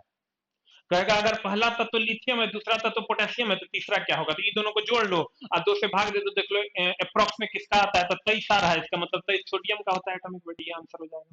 कहेगा क्लोरीन पहला है, तीसरा आयोडीन है, तो ये दूसरा कौन होगा, भाग दे दो। कैल्शियम है पहला, तीसरा है बेरियम, तो दूसरा क्या होगा, भाग दे दो। लेकिन सर ये सब पूछने पूछता है, यही पूछता है खाली, इसको सब ध्यान में रखिए। लिथियम पोटेशियम, अगर पहला लिथियम होगा, दूसरा पोटेशियम होगा, तो सोडियम क्या होगा। तो सर एटॉमिक नंबर, ये दोनों का एटॉमिक वेट को जोड़ के 2 से एटॉमिक वेट को जोड़ के 2 से भाग कर देंगे, आंसर आ जाएगा। पढ़िए तो क्वेश्चन, डेबोनिनर त्रिक का पहला और तीसरा लिथियम और पोटेशियम है, यानी ये कह रहा है, यही में सब हमेशा यही पूछा है, लिथियम और पोटेशियम। तो त्रिक का दूसरा सदस्य, यानी पहला, दूसरा, तीसरा, दूसरा सदस्य देखिए क्या होगा। हमको जैसे मिला लिथियम, लिथियम का हम जानते हैं 3 होता है एटॉमिक नंबर, तो लगभग 7 हो गया। और दूसरा मिला पोटेशियम, पोटेशियम का 19 होता है एटॉमिक नंबर, तो लगभग 39 हो गया। 7 + 39/2 बराबर 23 आ गया। 23 केकर होता है, सोडियम का। सोडियम देखिए आंसर है। क्लियर है। अब आते हैं सर अगले क्वेश्चन की ओर। रे चला जाग, रे चला जाग, सुतना न है सर, वैकेंसी का एग्जाम होवे करेगा रे, की होगा रे, तू दिमाग नहीं है तो चरने चल गया, होगा एग्जाम, पापा मम्मी की तरफ देखो रे चला, की कर रहा है तू, उठ, अपने पापा मम्मी की तरफ देख, ना तो मामला गड़बड़ हो जाएगा। उठ चला, होगा। अरे चला, कहां से लोग कहां क्या क्या कर लेता है इस धरती पे, कोई कोरोना नहीं जाएगा। अजीब बात करता है तुम लोग। उठ, उठा, उठ, पढ़। आए, मिलते हैं सर अगले क्वेश्चन पे। पी प्रकार का अर्धचालक प्राप्त करने हेतु क्या करना होगा सर? दो टाइप का होता है, एगो एन टाइप होता है, एगो पी टाइप। चला एक ना में सिंपल सा एक उत्तर हम जुगाड़ बताते हैं। एन टाइप में एक होता है एन टाइप, एक होता है पी टाइप। देखो एन टाइप में त्रिसंयोजित तत्व, sorry it's my mistake. N type की अगर हम बात करें तो एन टाइप में चला पंच संयोजित तत्व मिलाते हैं, पी टाइप में त्रिसंयोजित तत्व मिलाते हैं। दो एगो अर्धचालक हैं, एगो एन टाइप एगो पी टाइप। एन टाइप में त्रिसंयोजित तत्व मिलाते हैं, पी टाइप में पंच, सॉरी एन टाइप में पंच संयोजित, पी टाइप में त्रि। देखो हमसे भी मिस हो रहा है, लेकिन मिस तो से कभी नहीं होने देंगे, जब तक जिंदा रहेगा तब तक नहीं होगा मिस। क्या टेंशन ले रहा है? अब बोलो कैसे? फिर से हम बोले एन टाइप के अर्धचालक में पंच संयोजित तत्व, पी टाइप के अर्धचालक में त्रिसंयोजित तत्व मिलाते हैं। आप बोलोगे मास्टर साहब कैसे होगा ये याद? तो तुम गौर से देखना, क्योंकि सिलिकॉन शुद्ध अर्धचालक है। अगर हम सिलिकॉन की बात करें तो ये शुद्ध अर्धचालक है, शुद्ध अर्धचालक। इसमें या तो अगर त्रिसंयोजित तत्व मिला दो, इसकी संयोजकता होती है 4। अगर त्रिसंयोजित तत्व मिला दोगे तो ये दोनों आपस में मिल जाएगा और पी टाइप का अर्धचालक बना देगा। और अगर पंच संयोजित तत्व मिला दोगे तो ये दोनों आपस में मिल जाएगा और एन टाइप का बना देगा। तो चला इसको याद कैसे रखना, हम कैसे याद रखें? देखो एन को हम ऐसे लिख सकते हैं, देखो तो ये जो है या तो 5 होगा ना तो 3 होगा, 4 तो होगा नहीं, 4 सिलिकॉन का होता है। देखो तो एन 5 के जैसा है, ये एन चला 5 ऐसे नहीं लिखते हैं रे, आई एन टाइप का है कि नहीं है? ये देखो नहीं करा। एन प्रकार का अर्धचालक जैसे कहेगा कहेंगे भैया पंच संयोजी 5 के जैसा है, तो इसका मतलब पी प्रकार 4 होगा, नहीं तो 3 हो जाएगा आंसर। क्वेश्चन पढ़ो तो कहता है पी प्रकार का अर्धचालक प्राप्त करने हेतु पंच संयोजकता वाले अशुद्धता को मिलाया जाता है। वेरी गुड, पी पी है, एन में न 5 रे। कहता है पी है, इसका मतलब 3, तो 3 संयोजकता वाली अशुद्धता, यस आंसर। दोनों प्रकार नहीं होगा आंसर, इनमें से कोई नहीं नहीं होगा आंसर। नहीं बुझा? घुस लाओ, गेल लाओ ना। एन है ना, चला एन का 5 के जैसा, इसका मतलब पी 3 होगा, क्योंकि सिलिकॉन खुद 4 होता है। तो एन जैसे हमको कहेगा पी तो कहेंगे अच्छा पी, एन होता तो 5 होता, पी है तो 3 होगा, 3 है तो 5 पी होगा नहीं, 3 होगा आंसर। खड़ा। नेक्स्ट में चले। अगला कहता है नीचे दर्शाए गए चित्र में किसका प्रतिरूप है? मामला गड़बड़ है। एक होता है एनपीएन, एक होता है पीएनपी। मामला चला यहाँ गड़बड़ है। ये देखो जैसे ये एनपीएन है ना, गौर फरमाना, ये एनपीएन है, पीएनपी है। 18 19 ये है चला एनपीएन ट्रांजिस्टर, पीएनपी ट्रांजिस्टर। दोनों के सिंबल में बहुत कम का डिफरेंस है। ई4 होता है इमीटर, ओ ओ ओ ओ 18 नंबर। ई4 होता है इमीटर, बी4 होता है चला बेस, और सी4 होता है कलेक्टर। इमीटर बोले तो उत्सर्जक, उत्सर्जक, उत्सर्जक, उत्सर्जक। बेस बोले तो आधार, कलेक्टर बोले तो संग्राहक। अब गौर से देखो नीचे दर्शाए गए चित्र में प्रतिरूप क्या है? एगो है इमीटर, इमीटर मतलब इमिट करने वाला, उत्सर्जक। कलेक्टर संग्राहक, संग्रहित करने वाला, यहाँ कलेक्टर है तुमको दिख नहीं रहा होगा, सी है। और ये बेस है, आधार। अब देखो दोनों फिगर को जब तुम गौर से देखोगे तो collector base emitter, emitter base collector. अब तुम गौर से देखो चला आंसर क्या होगा इसमें। नीचे दिए गए चित्र में आप इमीटर क्या करता है, एनपीएन ट्रांजिस्टर की अगर हम बात करें तो ये उत्सर्जक से उत्सर्जित करता है, ये उत्सर्जक है, ई फॉर इमीटर, इमीटर उत्सर्जक से उत्सर्जित करता है। पीएनपी उत्सर्जक से लेता है, यही दोनों में डिफरेंस देखो। इसमें इमीटर में ऐसे करके एरो दिया हुआ है और इसमें इमीटर में ऐसे करके एरो दिया हुआ है, इससे निकल रहा है, यहाँ इमीटर से घुस रहा है, इतने डिफरेंस है, बाद बाकी कोई डिफरेंस नहीं। बोले मास्टर साहब कैसे होगा, कैसे याद रहेगा? एग्जाम्पल में चला ना, बस खाली ये ऐसे है, एक और सिंबल बना देगा उसमें ऐसे कर देगा, तुमको पता नहीं चलेगा कौन होगा आंसर। तो तुम ध्यान क्या रखना चला कि ये तुमको पता होगा कि जो N4 होता है नम्र आदमी, हम इसको ऐसे याद रखें कभी नहीं भूलते हैं, N4 होता है नम्र आदमी। नम्र आदमी क्या करता है सर? जहां यहाँ से खाएगा पिछवाड़े से निकालेगा। नम्र आदमी का काम क्या है? जहां से खाना है वहां से खाएगा, जहां से जुगाड़ है चला थोड़ा बहुत जुगाड़ों पे काम करना होगा, और जहां से निकालना है वहां से निकालेगा। अब दुष्ट आदमी क्या करता है चला? उल्टा करेगा, मतलब जना से निकालना है उन्हें से खाएगा, जना से खाना है उन्हें से निकालेगा। तो तुम गौर से देखो, एनपीएन में 2 एन है, तो ये ज्यादा नंबर है, और पीएनपी में 1 एन है, तो कम नंबर है, यानी दुष्ट है। 2 एन है, ज्यादा नंबर है, इसका मतलब क्या करेगा? जिधर से निकालना है उधर से निकालेगा, यानी उत्सर्जक से उत्सर्जित करेगा। पीएनपी है दुष्ट है, क्योंकि 1 एन है, कम नंबर है, कम नंबर है, इसका मतलब दुष्ट है। दुष्ट है इसका मतलब ये उत्सर्जक से खाएगा, जो खा रहा है। तो यहां आ जाओ, ये इमीटर उत्सर्जक से खा रहा है, इसको निकालता तो एनपीएन हो जाता, 2 एन वाला मारते ज्यादा नंबर। ये उत्सर्जके से खा रहा है, यानी कि कम नंबर है, कम नंबर है अर्थात दुष्ट है। दुष्ट है इसका मतलब 1 वाला, 1 वाला मतलब पीएनपी, पीएनपी मतलब ये आंसर। यही अगर इसका होता, इसमें कुछ नहीं होता, सेम फिगर होता, ऐसे हो जाता। अब रहा टनल डायोड। टनल डायोड की अगर हम बात करें चला, तो टनल डायोड का सिंबल ऐसा होता है, इसको ध्यान में रखो। ये जीनर डायोड का अगर हम सिंबल की बात करें तो सिंबल ऐसा होता है, स्टेपलाइजर में इसका उपयोग होता है। ये जीनर डायोड का सिंबल है चला, समझ गया? अगले क्वेश्चन में चले, अगला क्वेश्चन में आते हैं। अगला क्वेश्चन कहता है 46 ग्राम सोडियम के परमाणुओं की संख्या ज्ञात करें। जैसे कहेगा ग्राम परमाणु, जैसे कहेगा परमाणु, मोल, आयन, गलोरे, नहीं बनता हो। तो चला, बहुत लड़का इसमें है जो 0.5 से अभी तक बैठा है 4 साल से, कोरोना आ गया है और 1 साल बैठेगा, 6 महीना बैठेगा, 3 महीना बैठेगा, मामला गड़बड़ हो जाएगा। इसलिए चला एक एक क्वेश्चन पे ध्यान देना होगा, क्वेश्चन खटाक से बन जाएगा। देखो कैसे, थोड़ा सा ध्यान देना है। हमको पता चला ऑक्सीजन का, ऑक्सीजन के, ऑक्सीजन का द्रव्यमान कितना? 16।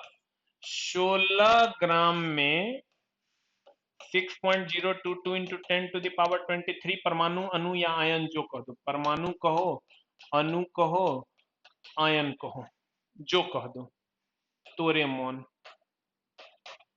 आयन कह दो।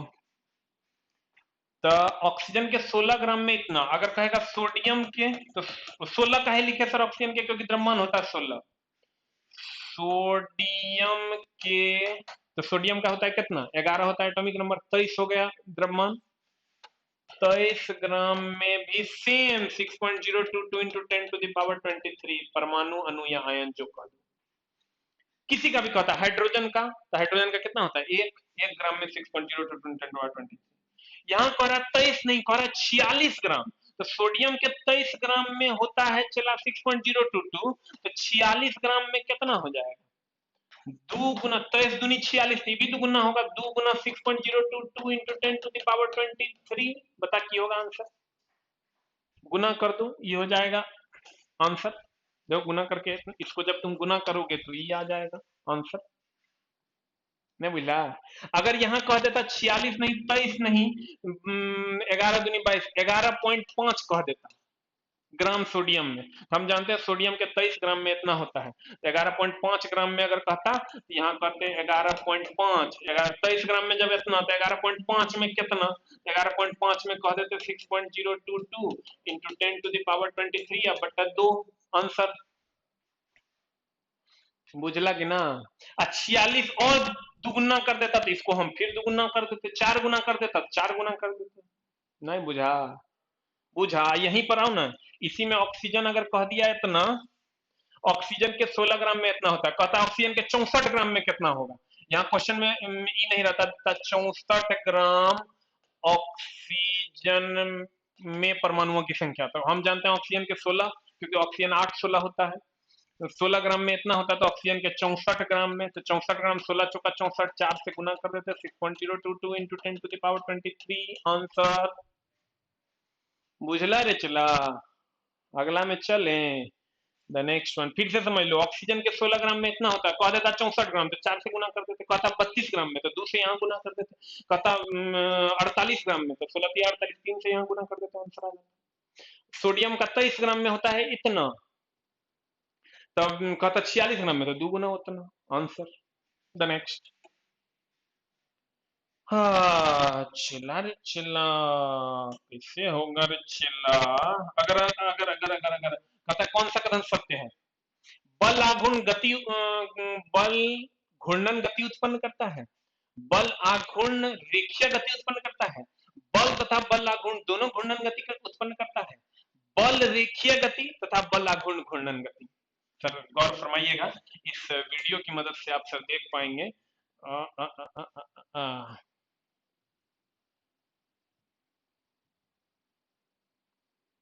गौर फरमाइएगा सर। देखिए, बल और बल आघूर्ण में क्या डिफरेंस है सर? अगर हम इसको ऐसे धकेलते हैं, ऐसे जा रहा है कोई वस्तु, धक्का हम धक्का दिए और ये ऐसे जा रहा है, ये बल है। और अगर सर हम इसे घुमा दिए किसी वस्तु को, तो ये बल आघूर्ण। यानी अगर धक्का दिए और रेखीय गति में सीधा चलने लगा तो बल है। अब वही भौतिक राशि अगर हम धक्का दिया, कोई चीज घूमने लगा, तो बल आघूर्ण। जैसे देखो, ये बच्चा, ये चिलवा धक्का दे रहा है, ये अभी बल है, क्योंकि ये रेखीय गति में जा रहा है, इससे बल है चला। अब देखो, ये ऐसे धक्का दिया, ये ऐसे घूम रहा है, बल आघूर्ण। इसका मतलब बल किसी वस्तु को रेखीय गति में लाता है, अब बल आघूर्ण किसी वस्तु को घूर्णन गति में लाता है। पढ़ते चला कौन होगा आंसर? बल रेखीय गति तथा बल आघूर्ण घूर्णन गति। देखो, बल बल बल बल बल, और बल रे बल रे बल रे। बल की अगर हम बात करें तो बल कहता है बल रेखीय गति और बल आघूर्ण घूर्णन गति। This is the answer. Clear है चला? This is the answer. अब हम आते हैं नेक्स्ट की ओर। फिर से हम एक बार अनाउंस कर देते हैं सर, साइंस डिस्कशन लाइव होगा एवरी एमडब्ल्यूएफ में, टाइम 3 से 4 में, बाय एसके झा सर। ठीक है। अब सर अगर हम बात करें तो साइंस को अगर आपको जिंदा रखना है खुद में, तो हमारे साथ सर जुड़िए, हम आपके अंदर साइंस को जिंदा रखने का काम करेंगे। सर एक बार फिर से हम वही उम्मीद जगाएंगे आपके अंदर, इस आपदा को अवसर में बदलना है। और हर रात के बाद एक सुबह आती है सर। बहुत सारा टेंशन है अभी सबके लाइफ में, मकान मालिक का रेंट है, पढ़ाई अच्छे से नहीं हो पा रहा है, घर पे टेंशन है, घर का काम करना पड़ता है मम्मी। लेकिन सर सब चीज को ध्यान में रख के, आप सर नौजवान है, सब चीज को ध्यान में रख के आगे बढ़ना है। आप कहेगा नहीं बढ़ पा रहे हैं, तो एक बार अपने मम्मी पापा का चेहरा देख लीजिए सर, कसम खुदा की सर, चलना नहीं दौड़ना शुरू कर दीजिएगा। ठीक है। इन्हीं शब्दों के साथ सर मिलेंगे हम लोग फिर एमडब्ल्यूएफ में है सर, आप देख लीजिएगा एमडब्ल्यूएफ में हम लोग फिर कब मिल रहे हैं। और टाइमिंग होगा हमारा लाइव का सर 3 से 4 में। और बहुत सारे बच्चे बहुत स्पीड में कमेंट्स कर रहे हैं सर, तहे दिल से इसके लिए सॉरी है। और सर हम एक बार सर मम्मी पापा की आंखों में आंखें डाल, तेरे अंदर वो जोश वो जुनून आएगा सर, कि चलोगे नहीं दौड़ोगे तुम। तू उगता हुआ सूरज है भाई मेरे, और तू उगते हुए सूरज की लौ की गर्मी कोई रोक नहीं सकता है। इसलिए सर एक बार आपके मम्मी पापा की तरफ से आपसे रिक्वेस्ट है सर, पढ़िए, आगे बढ़िए, कुछ ना कुछ अच्छा होगा ही। ये काल हमारे लिए ही नहीं है, पूरी दुनिया के लिए। डोनाल्ड ट्रंप से लेकर नरेंद्र मोदी तक, जिनपिंग से लेकर टिनपिंग तक, अभी तक सब का सब परेशान है। इसलिए सर हमें इससे निकलना होगा, उगना होगा, उठना होगा, जगना होगा, और एक नए सूरज के जैसा जगमगाने की कोशिश में अपने अंदर सारी चीजों को जिंदा रखना होगा। इसी कड़ी में हम लोग फिर से प्रयास करेंगे, अगले क्लास की ओर फिर से आएंगे। बहुत सारे लोग नमस्ते नमस्ते कर रहे हैं, सबको मेरे तरफ से सर प्रणाम है, नमस्कार है। और अगर आपको वीडियो अच्छा लगा हो तो एक कमेंट जरूर कीजिएगा सर हमारे लिए, और एक लाइक भी जरूर कीजिएगा सर। तहे दिल से नमस्ते है सबको, आपको और आपके परिवार के अच्छे स्वास्थ्य के लिए हम सर बहुत सारा मां शारदे से दुआ करेंगे। Thank you very much.